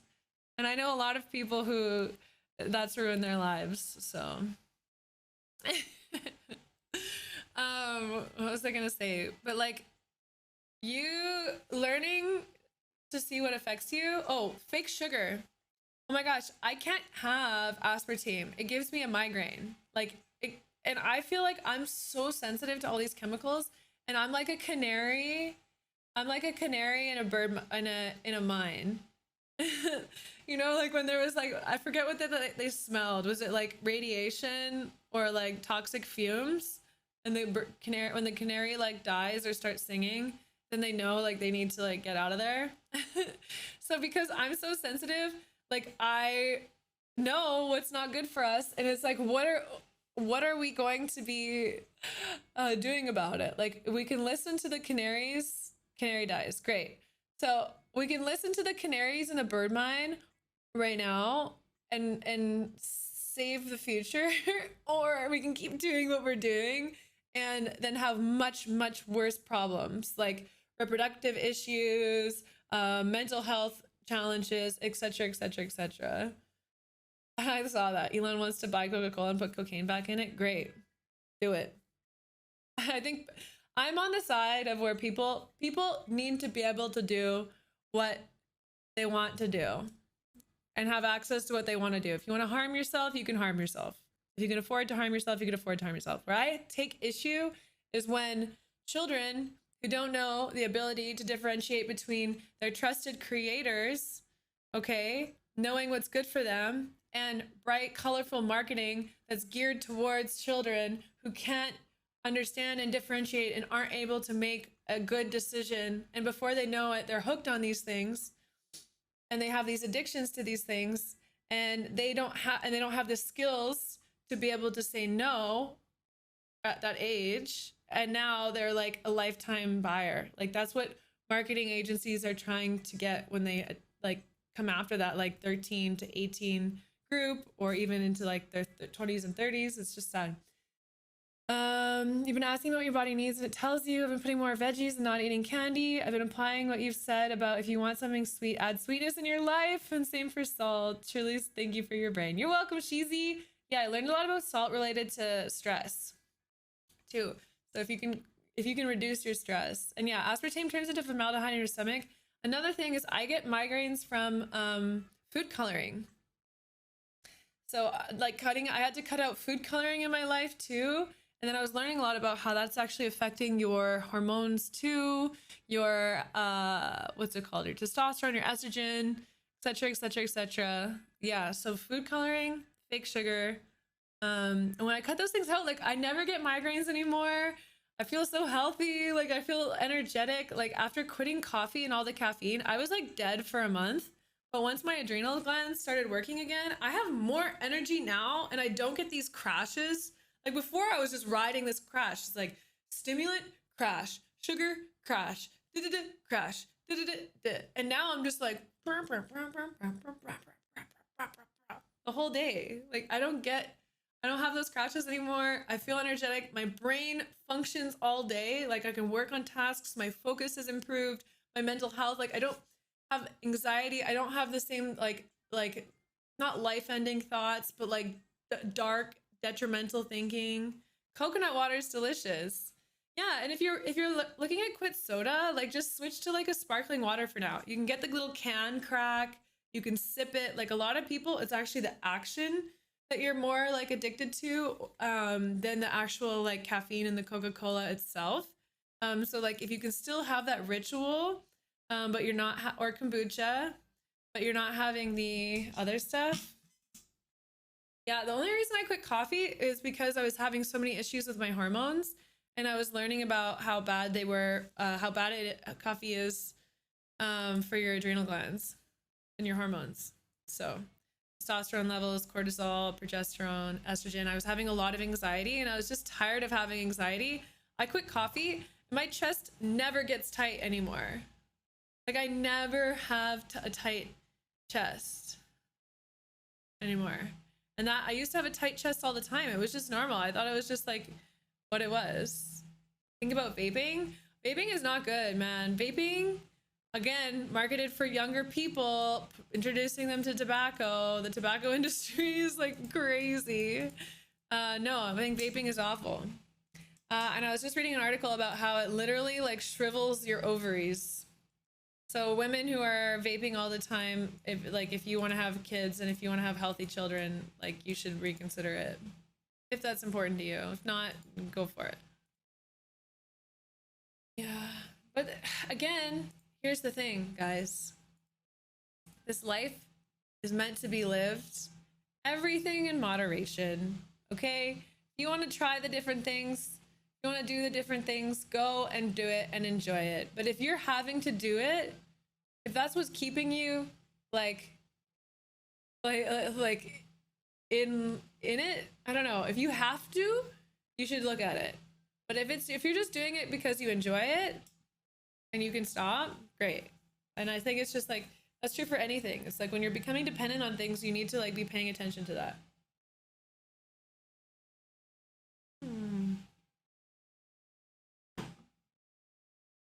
Yeah. An addiction, it's not about what you're using that you're it's not about what you're addicted to. Okay? It's about understanding what that addiction is solving. Right? So like if you're addicted to alcohol, or if you're addicted to vaping, or if you're addicted to energy drinks, or if you're addicted to coffee, or if you're addicted to girls, or if you're addicted to what is that? Or gaming, what is that doing? Is it numbing you? Is it dissociating you? Is it helping with your social anxiety? Is it and like take that time to understand what that is, and then see if there's other tools and things that you can add in order to navigate that, or skills you can gain, and so that you don't have the same dependence on that thing. Yeah, I mean, I still have some matcha, Chris. And I have lots of teas, but they're not caffeinated. So like I've got like lots of nighttime teas and chamomile and lavender, butterfly pea tea, raspberry leaf. I love spearmint tea. Nettle is really good for you. Oat straw. Like I have all these like herbal teas that I like to mix and play with. And they have different healthy benefits. No, I don't have green or black tea. I don't drink green tea anymore. I only drink matcha. And if I drink matcha, it's like very small amounts. You're addicted to Kitty's streams. Is that a good thing or not? I think of the things that you can be addicted to, like this is more of a benefit because you're learning matcha, platinum, MATCHA. It's like ground green tea. Because you're learning. This is more like if you have an addiction to learning and self-development, I think that's a little bit better than things that are taking you in the opposite direction. So orange, lemon, and blueberries, the grass, avocado, birch tree, sequoia pine. Oh my god, I fucking love California. You can plant so many things. Wow. Any veggies and fruits you highly recommend? Well, I recommend doing an herb garden, like and doing a bunch of different herbs, but you have to make sure it's in the shade. Cabbage is really easy to grow and fun. I've been eating a lot more cabbage lately. Sprouts, but you can do that inside. Carrots, always good. Like get heirloom carrots that are all the different colors. Those are so delicious. I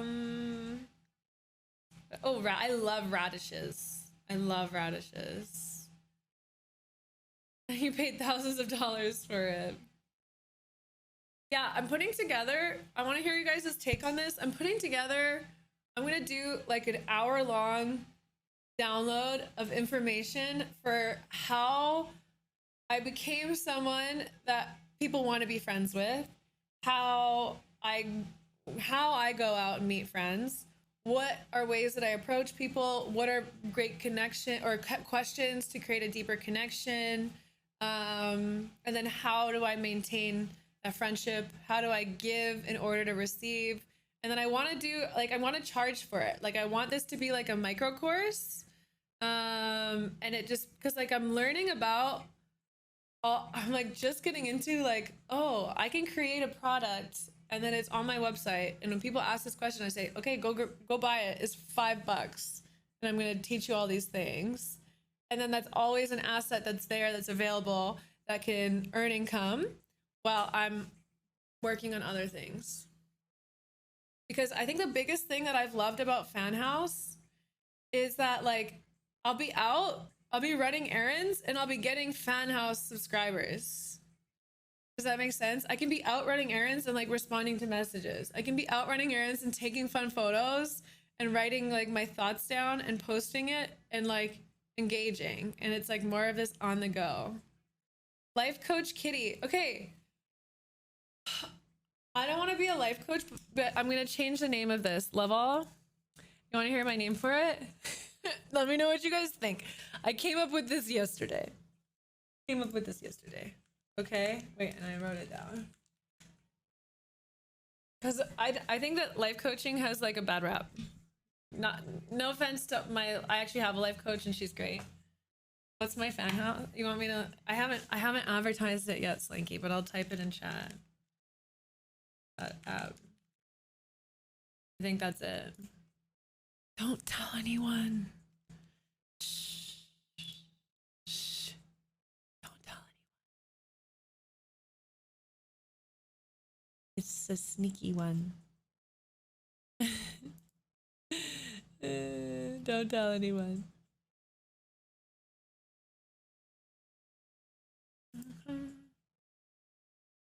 But I don't want to like announce it properly on my other socials yet. Like I just like keeping it small. Oh wow, 5 people see while I've been streaming, 5 people subscribed. Like this model is so interesting to me. I love it. And it just makes me so excited to like build content when there's this like paywall and it's like our cool little club together. And so my plan for it, and maybe you guys can help me with it, but I want to get like really clear on what I'm going to be doing with it. But ultimately my goal is just to connect deeper with you guys, provide more tools for inspiration, more tools for transformation, and then like be someone that can be there and be supportive for you guys, for your development, and also include like not my whole self, that comes off wrong, but like include being more like fun and free and open and sweet. And like I really want but into what, Marmo? I'm not sure yet. Yeah, exactly, Lyrical. I think we just need it more than ever. What was I gonna say? Oh, but like sharing myself and not being like, I feel like I'm so edited on Twitch, and I feel like this kind of gives me a place to just be a little bit less edited and like to be sexy, but not to be like sexual, but like be sexy in a way that like when I see sexy people, like I get so much energy from it, and it actually really inspires me and excites me. And so like I want to be sexy, but I also want to be delivering smart content. I want to be doing like special like Zoom calls and things together where we can get on and we can talk about life and do like a rundown of like what's going on and things like that. So I'm really excited. Anyways, so what should be my motto? Can you type what I said? Type it down. When I'm talking, I don't always remember what I said. Does that make sense? I'm working on it. Okay. Oh, be sexy, not sexual. Yeah. And sensual. Like, yeah. Like the video I posted, I felt so good in that dress. And then like it's this like see-through dress and I wore it to dinner, and it's got like I wore like these really cute underwear with them that have this gem on the back of the thong that you can see through the dress. And I just like felt so beautiful and so sexy. Like Luke literally couldn't stop looking at me. And it was such a nice night. And so like I like sharing that. You know what I mean? Like I like sharing those little moments, and it's like, ooh, you know, I want to wear a leopard dress with a little gem thong like Kitty. I want to buy my girl a dress like this. Like I want to like, this is fun. Like expressing like, yeah, thank you, Shazy. The dude in my IG pic, he's like, I know. It's because he saw the back. That guy saw what I posted on Fanhouse in real life. So fun. Okay, so here's what I like. I want to be a highlighter, guys. I want to be a highlighter. Okay, Nick, you're not gonna sub to my Fanhouse, but you'll sub to my OnlyFans. Got it. Okay, maybe I can have all 10. You know, I'll just have every Patreon, OnlyFans, Fanhouse. I want to be a highlighter. Okay. This is what I want to do. Like, instead of a life coach, I want to be a highlighter. And how I look at a highlighter is I want to bring color and awareness to your life for your highest good. Okay? So no more life coaching, but I want to be someone, like, because I find that, like, I'm this person for so many people in my life. Like, I want to work with people one-on-one. I did write it down. I literally got that from my notes. That's why it took me so long, Juicy. A highlighter, bringing color and awareness to your life for your highest good. Like, I want to work with people one-on-one, and like where we just have conversations, or we travel together, or we go and just like live and hang out. And I let what comes through from me to people, because I feel like when I'm around people and they're telling me about their life, and I get to like reframe how they're thinking and how they're engaging, like I can just see so clearly like how they can change their thinking, or what step they can take in order to, like, even if they're at a high level, to go that one step further. Yeah, we're like, yeah, it's totally serving cat. Being that, like, I'm that person for everyone in my friend life. So I'm like, how do I turn this into like an actual occupation? Like, how I look at it is like, someone pays X amount of money, and we go for 3 days to the Bahamas to learn to sail with a group. And while we're there, we do my morning routine together. We have meals together. We talk about life. We talk about how they want to like change their life, how they want to elevate. We have fun. We explore. And then there's like tools for them to take into their life now moving forward. And like, I get to have a vacation. I get to meet someone fucking cool. And then we go on with our life. So that's my plan. Would you be compromising the professional aspect of that service? I think like my ability to navigate things and situations in a professional way is very, very strong. Like, I've got very clear lines and clear boundaries, so I wouldn't be worried about that. I mean, I would worry about people. I don't want this to sound like condescending, but like, I would worry that people would like fall for me in that situation. But like, you can use that energy in order to create a life where you meet someone that you're attracted to, that you're what's it called? That you're in alignment with. That's single, you know. But because like I was trying to think, like, if I wanted to be a highlighter for a living, I don't want to do like Zoom calls. Like, I don't want to get on a Zoom call with you. I want to meet you in person. I want us to go on an adventure. I want to like explore a new city or a new country with you, get you out of your comfort zone, show you the ways that I live and the things that I do in my life that make you feel comfortable and confident. That'll help you feel comfortable and confident. Therapists constantly struggle with people falling for them. Yeah, so I think it's just understanding that, like, that's great. Fall for me. Feel it. Ooh. Wow. Falling for someone? That's like one of the best fucking feelings in the world. So just like use that energy, like bring it up from like your root to the top of your head. And then how can you translate this into like your own growth and development, into becoming someone that you are equally as attracted to? Like, become that person, become those qualities that you see in me that you desire. You have the possibility to do that too. And then when you become those qualities, you're going to attract someone that's in it with you. It's exactly what I'm missing. Good, deep, honest conversations with people. I know, Phil, like, where do we find that?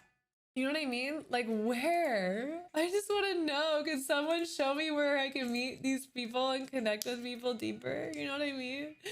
Ah! So, where do you sign up? When I make my first offering, I'll let you know. I'll let you know. I'll post about it. I have to decide pricing, and then I think I'm going to pick a list of locations, like the different places I want to go to, and then you can choose which one is the most interesting to you, and then we'll book it and go. Thank you so much, Dodo. I know I wanted it to be really happy and bright, and I love these windows. Like, I love my space right now. I like coming into this room, it's so bright. Like, this is a window, this is a window, that's a window. I'm like, ah. Yeah. If you make an OnlyFans, make sure to put a disclaimer. There's gonna be angry subscribers. Yeah. Well.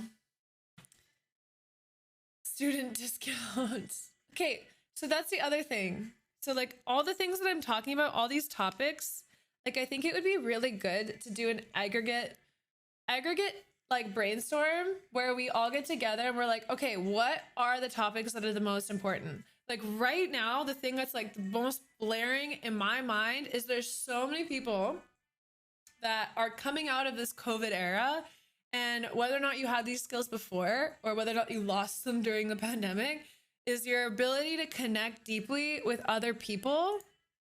How to do it. If you're not doing it at work or at school, where to go, how to be someone that people want to be friends with, how to be a good fucking friend, because it's not all about finding good friends. It's about learning how to be a fucking good person and a great friend and a fun friend and someone that knows how to listen, knows how to ask the right questions, knows how to engage, knows how to stay in touch, etc., etc. Where to go and do that, you know, and then how to maintain it. Like that to me just seems like the most important thing. It's like we need to reconnect this fucking planet. How do we plug each other back in to good systems and good communication and like good engagement? So I think whether or not that's going to be, I agree, Surfing Cat. I agree. There's an element of that too. I think especially the desire to be connected is there. People forget how to deep conversations. Most of us misunderstand online digest. Yeah, I know that the what's it called has affected me too. The like quick media, quick stuff. No one is like that around my town, I suppose. So here, Sheezy, I think you'd be surprised for me to inform you that energetically, I've been to your town, okay? And energetically, I've found that there's a lot of those people, and you can trust me, okay? So if you if you can trust me and put the sunglasses on, or maybe take the sunglasses off that is telling you that there's no one in your community that is like that, and start looking around and say, what if there was people in my community that are like that? What if there's all these people that are waiting to engage? Doesn't matter how old they are. And the way that you do that, Sheezy, is asking the right questions. Okay? First things first. When you see someone, make eye contact with them. Okay? They immediately look away, they're not your energy. Okay? Next, try smiling at them. If they smile back, good vibes. We keep those people. That is the easiest way, in my opinion, to connect with someone and see if they're my vibe, is eye contact and smiling. Okay? And then after that, you can gear things up a bit and approach them and ask them, be like, hey, like, how's your day? Like, I saw you across the room. You seem like someone that has really great energy, you know? And then ask them my favorite question. What are you most excited about in life right now?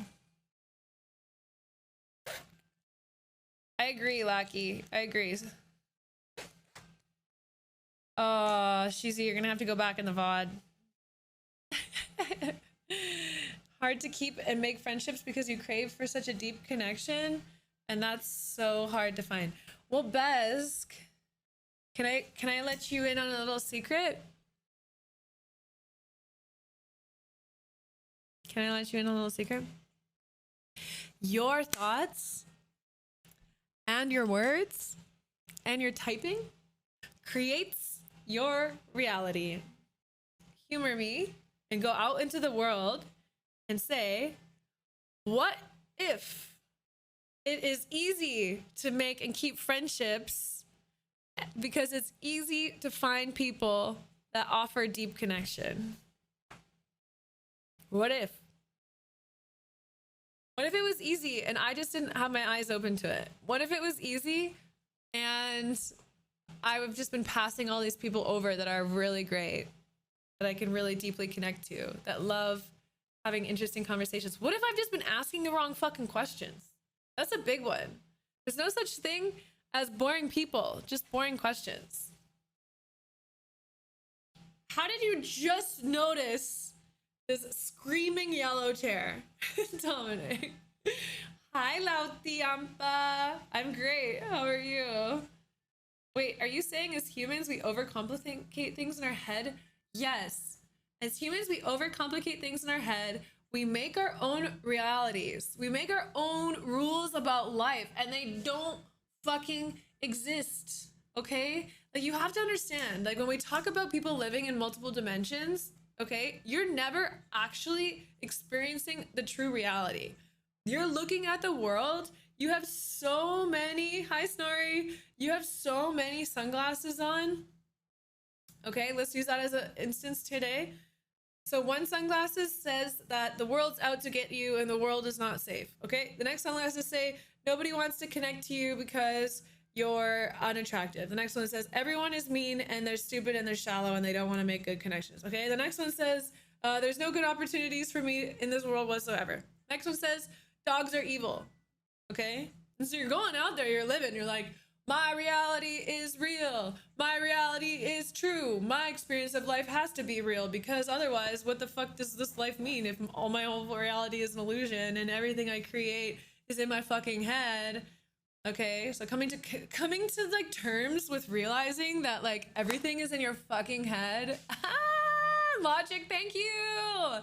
7 months of, thank you so much. Welcome to the kitty team. 2 more months and we make a baby. What?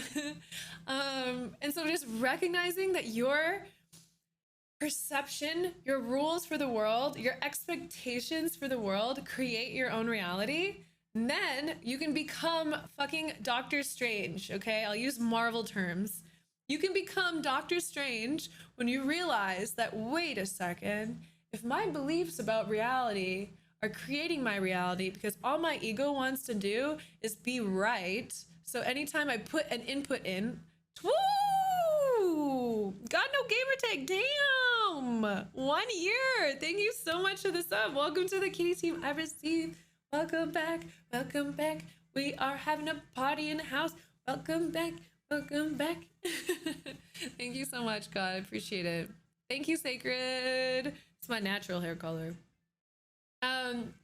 So when we put the programming language into our minds, okay? And what that is what we're thinking and what we're saying. And so it is, okay? So anything that you're thinking and anything that you're saying, if you add and so it is, you're gonna recognize how exactly what you're saying about your world is creating it, okay? So whatever we put in our programming language, our ego, if you want to refer to it as that, okay? I personally don't like the understanding of ego, but most people understand it, so I'm going to use that.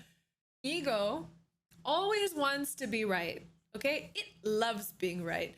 It loves when the programming language goes in and it outputs an experience that is in alignment with the programming language. So what the ego does is it looks all over the internet, it looks all over your life, it looks all over the past, and it's like, here's an experience that I was wronged, and because I think that everyone wrongs me, I'm gonna really pay attention to this. And here's this experience where this person cut me off and I was wronged, and here's this where I was okay? It literally looks for evidence across your whole life so it can be right. Thanks, Ivan. You looked at my Instagram? Okay.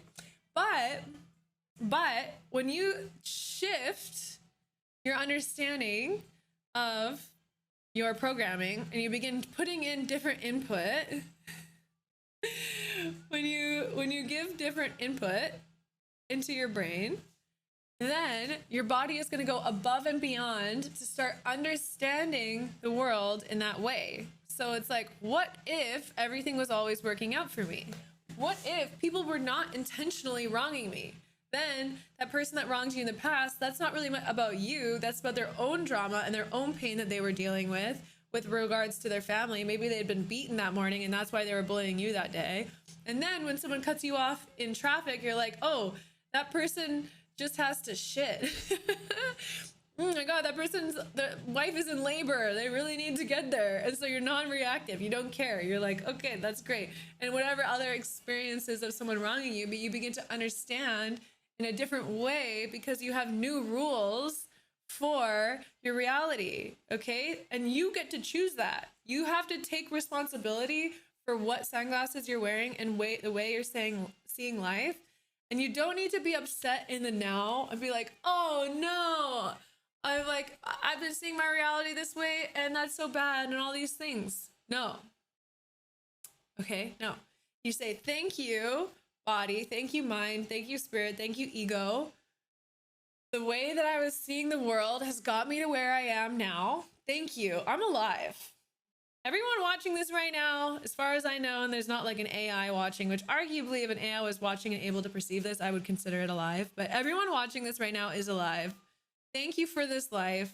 I now know, I can now see the ways that I would love to take steps in my life to be able to be happier, healthier, have more clarity, deeper relationships, more fun, more vibrant work, whatever it is. And so acknowledging that, giving gratitude to the past self for getting you here where you are now, and then stepping into the new. Unicorn, I love you so much. Thank you for the 2 years. Wow, 24 months. I like to see it. Thank you so much. Welcome.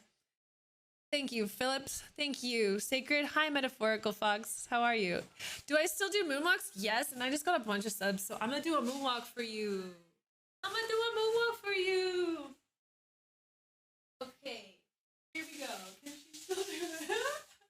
I can still do it. These are my Muay Thai fighting shorts.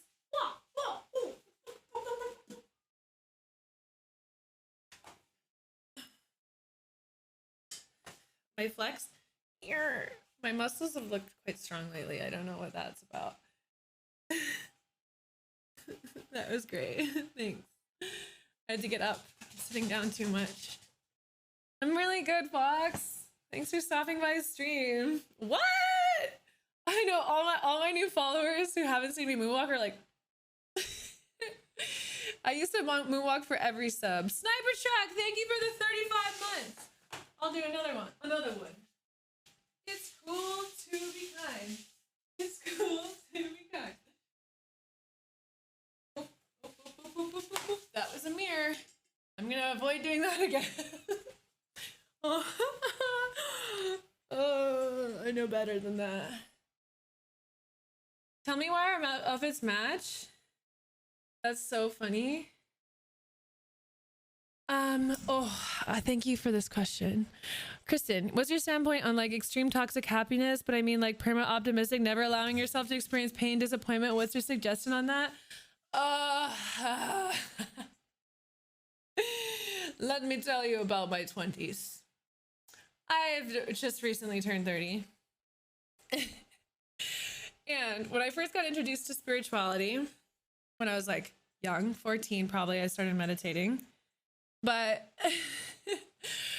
I don't know why. And it's like, probably I could put this like weight a little bit on my mom and a little bit on like the spiritual community in general, where it just tells you to just like tune to the highest frequency constantly, which is like this joy, bliss state.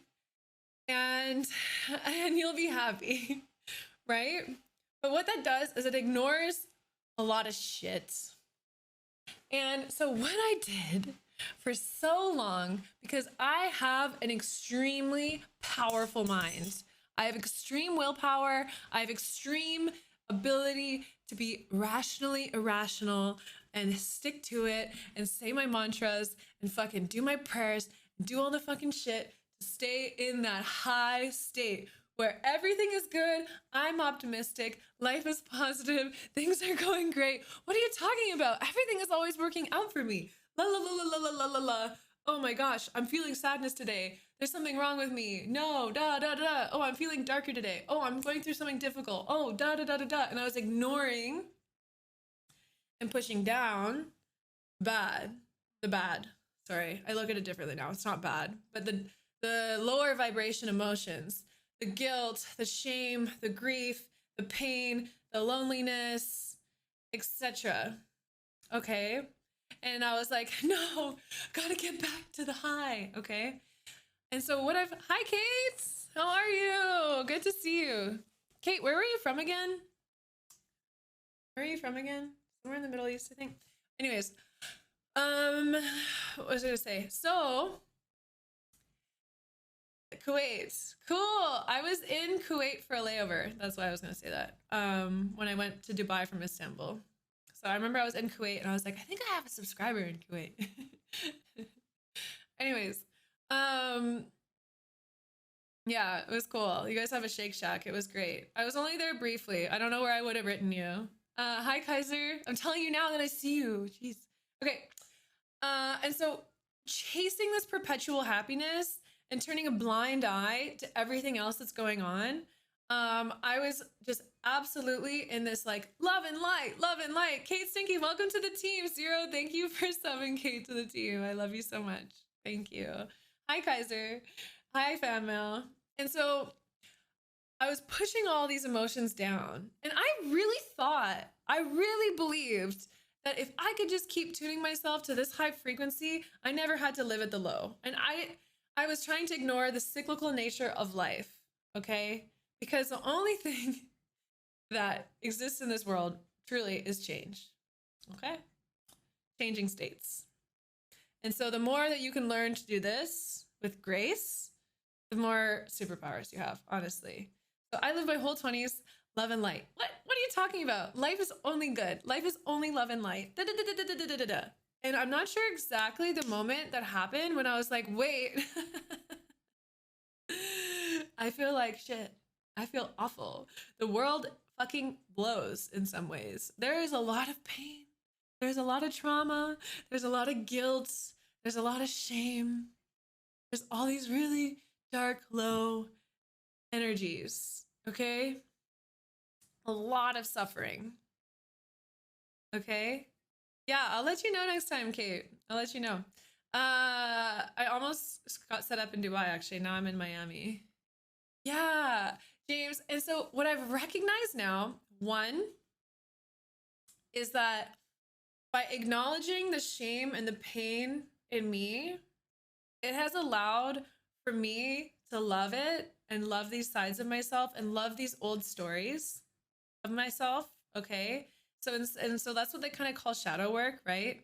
Is I go back into my experiences that have a hold over me still and have these painful memories, and I go back into them and I visualize them differently, okay? So I'll actually visualize the same memory or whatever that caused this little kind of chink in my armor, and I learned to love the people involved.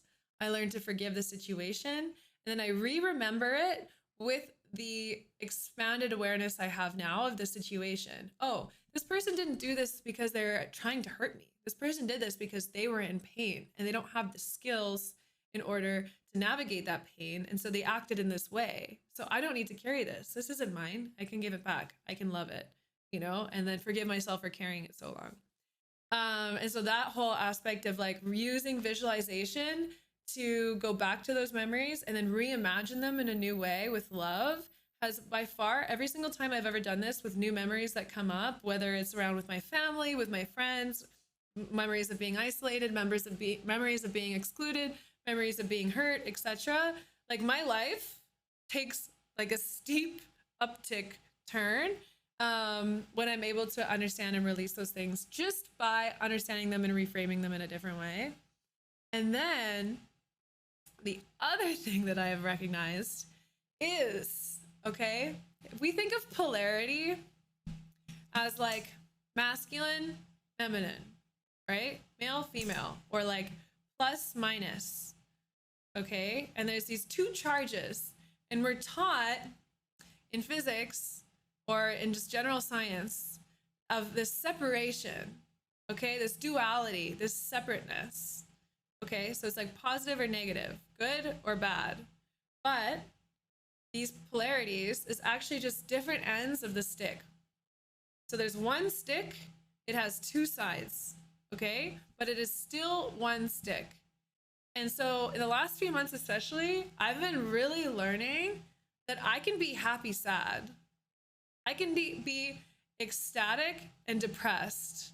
I can feel included and I can feel lonely. I can feel high, I can feel low.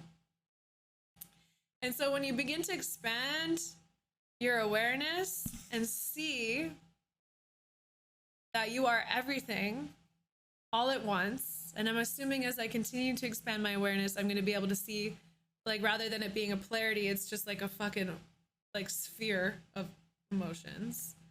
And it's understanding that we possess the capacity to feel masculine, feminine, to feel happy, sad, and to understand that it's perfect the way it is. There's no good or bad emotions, there just are. And so when you recognize that you can sit in this and find comfort and stability, to find home in the duality and to find love in the duality, like, life really becomes much easier because you're not judging the emotions and you're learning to balance the two and then find the center point between the two and to be everything all at once. And this might feel more of like an expanded topic to some people, but like understanding this, that like I am happy, sad, even in this moment, I am happy, sad. Like I feel it. Like I feel like I could cry, and I feel like the happiest person in the world to have this community who's engaging with me on these conversations, that I get to share the things that I've learned and hopefully benefit you guys in some way. Like that gives me bliss. But at the same time, there's elements that like I'm away from my family. You know, I feel pretty isolated out here. Like I'm like doing my best, and sometimes my best hasn't been enough, but that's okay. You know, and so that's why I think appreciations are so important, because while I'm feeling happy, sad, I can attune to a state of wealth, okay, within my happy, sad, as opposed to lack, okay? So like my happy, sad, if I'm like missing my family, is like the wealth idea of that is, wow, how lucky am I to have such deep, strong connections with other people like my family, that it puts me into such a state of appreciation and longing for their presence. Does that make sense? Rather than, I don't get to see my family right now, I'm alone. And then for like the bliss of like the other side is like, wow, like I'm so lucky to have a platform like Twitch, platforms like Fanhouse, platforms like Instagram and Twitter, where I get to connect with incredible beings like you watching this right now, and potentially have a positive effect on your life in order for you to just connect with yourself deeper and your community deeper and live a joyful life that you're proud of. Like that is bliss to me. So yeah, accepting the whole and then approaching it with a state of abundance and wealth within that is really cool. So that's how I've been doing things lately, and knowing that I have the capacity to hold both. I mean, my mantra still is everything is always working out for me. And then I also have been bringing in this deep awareness of like, I'm being so honed with the challenging circumstances I've been in recently, to like, I feel like a crystal being pressured, or like a diamond having like the facets put onto it so it can like sparkle more, where like there's a cutting away and a pain associated with a lot of the experiences I've had lately. But it's like revealing this absolute sturdy beauty in me and this capacity in me that like I didn't even know like the depth that could go. And I'm sure I'm still just like scraping the surface Like in my future, when I'm like 69, I'll be like, whoa, I'm like so fucking strong and capable. Like I thought I was strong and capable when I was 30. No, like look at me now. And so it's just this understanding and this like compassion and acceptance and trust of the difficult moments in the refining of my spirit and the connection to my body and the connection to my soul. Like the difficult times of the past few years has just put me into such a state of understanding of self, and then also wealth of knowledge for my family and my friends. Like I've just been able to just serve the people in my life in such a way that like it really feels like there is this like divine coming through me for them, where someone will call me and ask me a question and I'll be like, oh, that's so weird you're calling me right now. I literally just figured this out yesterday. Like I went through this really shitty thing and then I had this realization and now I can share it with you. You know what I mean? Where I'm like, fuck, I'm like as much as I'm living this life for like the absolute pure enjoyment of like divine creation, but like I'm also living this life for other people. And I really feel like that's what I'm meant to do. Like I'm meant to use my experience of life and my voice to share with other people in order to help them on their path. Like the divine led every person watching this right now to this stream now for you to be triggered either in a positive way or a negative way, just to be triggered in order to enact this little bit of change and this tiny imprints that I have on you in order for you to continue down your path towards your biggest desires and your largest intentions and create a life that you enjoy and are proud of and serve the world to its highest good. You know, like I'm just another step in your path. Like whatever is resonating in you, whatever you're kind of feeling and feel a draw to, like that's you, your draw to click on the stream or to click the link or to type in my stream or whatever. Like I'm just a stepping stone for you on your development. And it's such a pleasure to be that for you. So thank you. Thank you, Fox. I appreciate that. I'm glad you came today, Gotno. Life deserves to be seen from all the angles. That's what I'm feeling, perspectives over life. Yeah.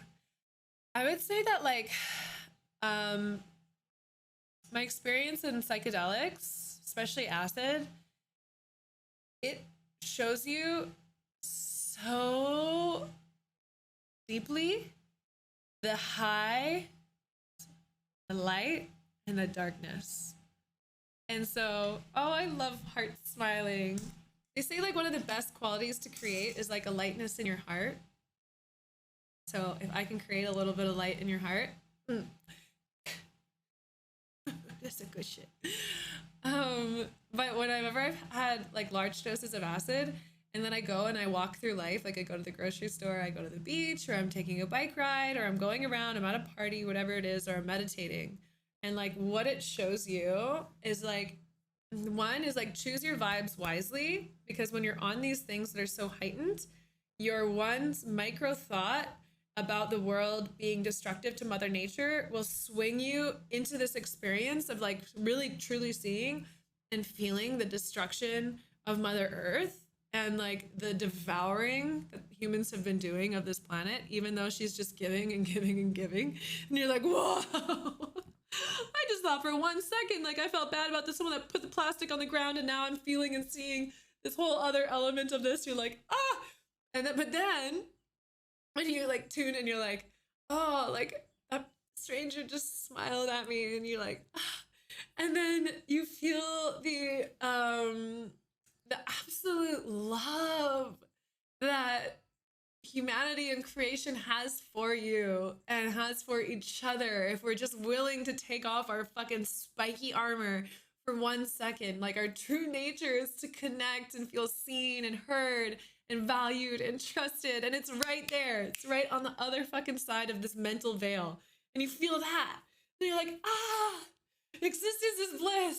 And you're like, existence is pain, but it's being able to see it all. And you're like, when you can have those moments of like seeing the bliss and seeing the darkness, and you're like, and it's all happening at once, and it all exists, and it's all there, and it's all somehow wrapped in love.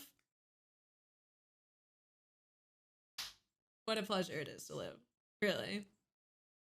And it just keeps unfolding. There's just more to learn. And then you fucking die, and it's, you have the orgasm of life. Like, all of this living is just foreplay for your death. And then you get to do it again.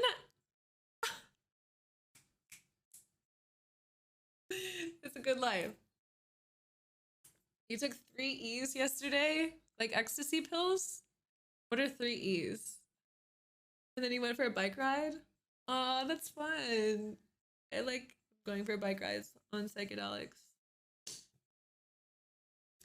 Bye, Rose. Thank you for sending love. We're having a great stream. You're in the same, Vitos. Hi, Maminos. Without darkness, there wouldn't be light. Yeah, like this idea that there's like this void, you know, the void, the nothingness, that, and then like the loving light expands into the darkness and the void and illuminates everything. One of the cool things that I've thought that was really interesting is that what's it called? Our eyes, like our vision, is honed to do its job in surviving, right? Like there's filters in our brain that's only letting us see the amount of light and color and energy in this world that serves the purpose for us to like eat, live, enjoy, pleasure, reproduce, etc. But like there's so much more light coming in to our earth. Like I heard this, like if we could actually like properly see all the light that's coming off like the sun and the other suns in the universe, like we would be blinded. Like there's so much light, but our brain and our eyes are attuned for us to be able to see and differentiate between things. Hey, Kate. Salsa, thank you for the 47 months. Salsa, how are you? Welcome. Yeah, you've heard that? Yeah, and so one of the cool things with psychedelics too, and like there's a lot of different things, whether it's your subconscious or not, but I really love the idea that when you're on psychedelics, it's lifting and it's removing the filter where you can see more of the energy within our reality. And so you can see, if you guys have ever tried acid, the rainbow matrix, or a lot of acid. I took like 450 micrograms the first time I ever did it, and it like literally just like healed my mind. I was feeling so mentally sluggish from drinking. It like led to me to quit drinking. Like all these like psychedelics is just like, I want 100%. Like I take credit for having the willpower to be able to change my life the way I have, but like the psychedelics really helped me like know what to do and what path to take, which is really cool. So yeah, I'm in the same path. I haven't seen you in a while. Enter and hear you said all this. Like, wait, what? Coincidence does not exist. No, Vitos. You know, I used to say that's weird because I've had some of the most crazy synchronicities. Like everything I ask for, I get like the next day. I'm a powerful manifester. And like I get to the point where it's like, you know, I'd really like to meet someone that, oh no. So I said, this is one of the ones, I think I've told you guys this story, but it just came to my mind, where I made these like gold yoni eggs, and I really wanted to make like a gold dust lube to go with the yoni eggs for people to play with. And it was like edible, and you could like rub it all over your girl and eat it up. Anyways, and then I was like, you know, I would really love to make this lube. Like I want to create this. Like I want someone to help me with this. I don't even know. I think I need someone that like has a cosmetics lab or something like that. And then literally the next day, this couple that my friend Amanda invited over to the dinner that I hosted at my house, the girlfriend of the guy, I was just met her there for the first time. I was telling her about this, and she's like, oh, I own and run a cosmetics company. We do like natural mixes. Like I would love to make this lube for you. And I was like, you're the only new person I've met in 24 hours of me saying this, and you want to do this for me? What the fuck? So pretty cool. Pretty neat. Yeah. So and instead of me being like, oh, that's so weird. It's so weird. I switched it with divine. I'm like, oh, that's divine. This is so divine. Magnet. I know. My mantra. Oh, here's another mantra I have. I'm a magnet for titans. So when I think of a titan, I don't think of Attack on Titan, but I think of like a titan to me is someone in this world who has taken time to develop themselves, who has aligned with their different purposes in life. I think that they can change over time. Who has found success in this earthly realm, whether it's like physical, mental, spiritual, financial, and is an open, willing, kind connector. And that's my mantra for like the types of people I want to meet. I want to meet titans. I want to attract and engage with people who feel like energetic titans on this planet.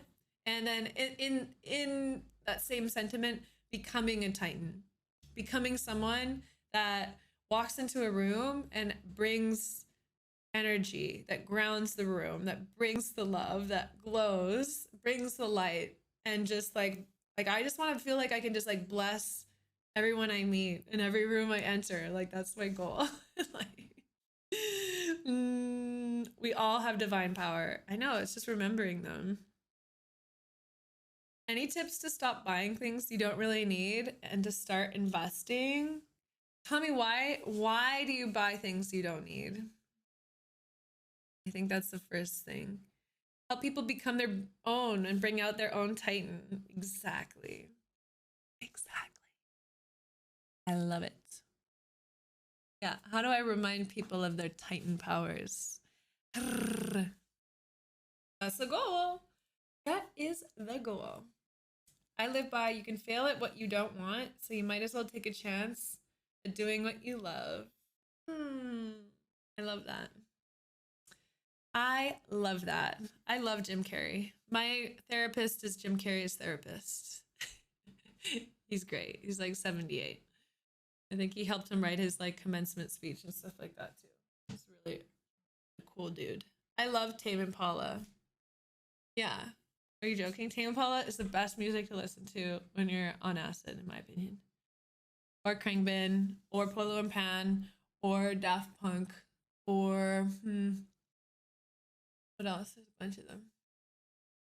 Yeah. Jim Carrey is great. I really love his comment about like everyone needs to become rich and famous so they can see that that's not what they should be pursuing. Does that make sense? Did I say that right? Nobody ever lies on their deathbed and wishes they had a bigger TV. Exactly. Yeah, Tommy, I want you to think about the why. So like I can't make changes. I've noticed this. I can't make changes through that's cool, Laz. I love that. I can't make changes through rules. I can't make changes through rules, but I can make changes through creating the evidence so strong that me changing and moving into that is like so worth it. You know what I mean? Kate, I have so many books on my Instagram highlights and it says books and I have them about a bunch of different topics. Just go on there and screenshot them and just start checking some of those off. The last page is probably the best for the entry level books, and then I added some other ones that I read. I should add another. I'll do another one today with some of the books that I've been reading in the recent months. But yeah, I love books.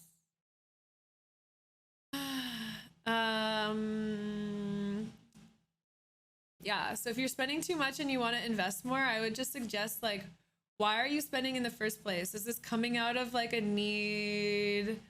Like what would spending be? Like when you have like a need to like have things to show off to people. Why else do people spend? You always find a new hobby that needs stuff.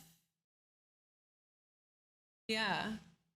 So instead of worrying, this is what I would do. personally, is instead of worrying about spending money on your hobbies, be like, enjoy spending money on new hobbies and instead turn your focus onto how to increase your income. So that not only do you have money to spend on all your new hobbies, you also have income to spend on investments too, right? Because I think there's an energy of trying to navigate. There's an energy of trying to navigate your. It's like when you have like a set amount of money, you're like, how do I parse this out differently? Which I think is important. But I think more importantly, it's increasing your earning power so that you have income to invest, you have income to play, etc. So I would make that focus rather than like constricting and managing. You're expanding and getting more creative with different income sources too. Becoming superhuman. Is that Becoming Superhuman by, there's two different ones? I've read Becoming Superhuman by Joe Dispenza. Hey, Swedish Tigre. I'm trying to sell chat love, but it's free. It's free. Would you like my free love? Well, here's the thing. It's not free because when you accept my love, I receive, because when you give, you receive, and it's really powerful. You take the free love and I will take the dopamine hit by you receiving my free love. Take it, Bella. Take it. It's all for you. Oh, cool, Laz. I'm gonna look into that. That sounds great. That sounds great. Amazing. This was really fun. I had such a good time streaming today, guys. I love you so much. Thank you for coming to stream today. I'm gonna be back tomorrow at noon. And remember, Kitty could make 10K an hour, but she's here shining her light on us. High key, that is my rate. But this is what gives me the energy to work on those rates. Yeah, we did a 3-hour stream. Got an extra hour of streaming because last night I chose to go on a boat instead. If you're new here, hi, welcome. If you enjoyed anything today, make sure to spank that follow button. I think it's over here. Spank that follow button. And then check out my Instagram, my Twitter, my YouTube, etc. And yeah, and I just started I've only been telling Twitch chat. I haven't announced on Instagram or Twitter. So like, don't tell anyone. This is just for my real ones that make it to my stream. I did start a fan house. If you would like to subscribe to my fan house, that's where you can communicate with me. And I post a lot more content on there than I do on Instagram. And it's kind of where I'm letting like my unfiltered thoughts, ideas, videos, photos go. And then messaging you guys. It is a safe for work platform, but I will be posting more like bikini and like sexy content to express myself because I love it, but not sexual content. So if you can do the math in your head about that one, then let me know. And it's just Kitty Plays on Fanhouse. So sensual, not sexual. Exactly. But the reason, like the big desire that I want to use the app for is if you guys have questions kind of similar to the topics we talked about today, and you want to ask me, that is a good place to ask me because I'll respond to your DMs. Because a lot of people right now ask me through DMs on Instagram and it's hard to reply to all of them. So yes, I will be responding there. Okay. Yay. Yeah, that'd be great, Lord. You're like my unofficial manager. Awesome. All right. I love you guys so much. I will see you on the next stream. Should we give a little pose to someone? I mean, a giant, huge, raging host. Yes. Oh, she has a rerun. Let's go say hi to Kaiser. Wait, Kaiser, you're streaming right now, but you're live? Kaiser, go play a game and we're gonna raid you. Go say hi to Kaiser's one of my subscribers. You guys go and hang out with him and support him. I'm gonna raid Kaiser. Okay, Kaiser, stop watching my stream and play a game. No pressure. Okay. Everyone join the raid. He just tapped into Valorant. Let's go support Kaiser. He's one of my awesome subscribers. Go send him some love. You can join the raid. I'm gonna be at EDC. I'm not gonna be at Escape from Wonderland. So I'll see you guys at EDC. All right, I love you guys. Go show some love to Kaiser.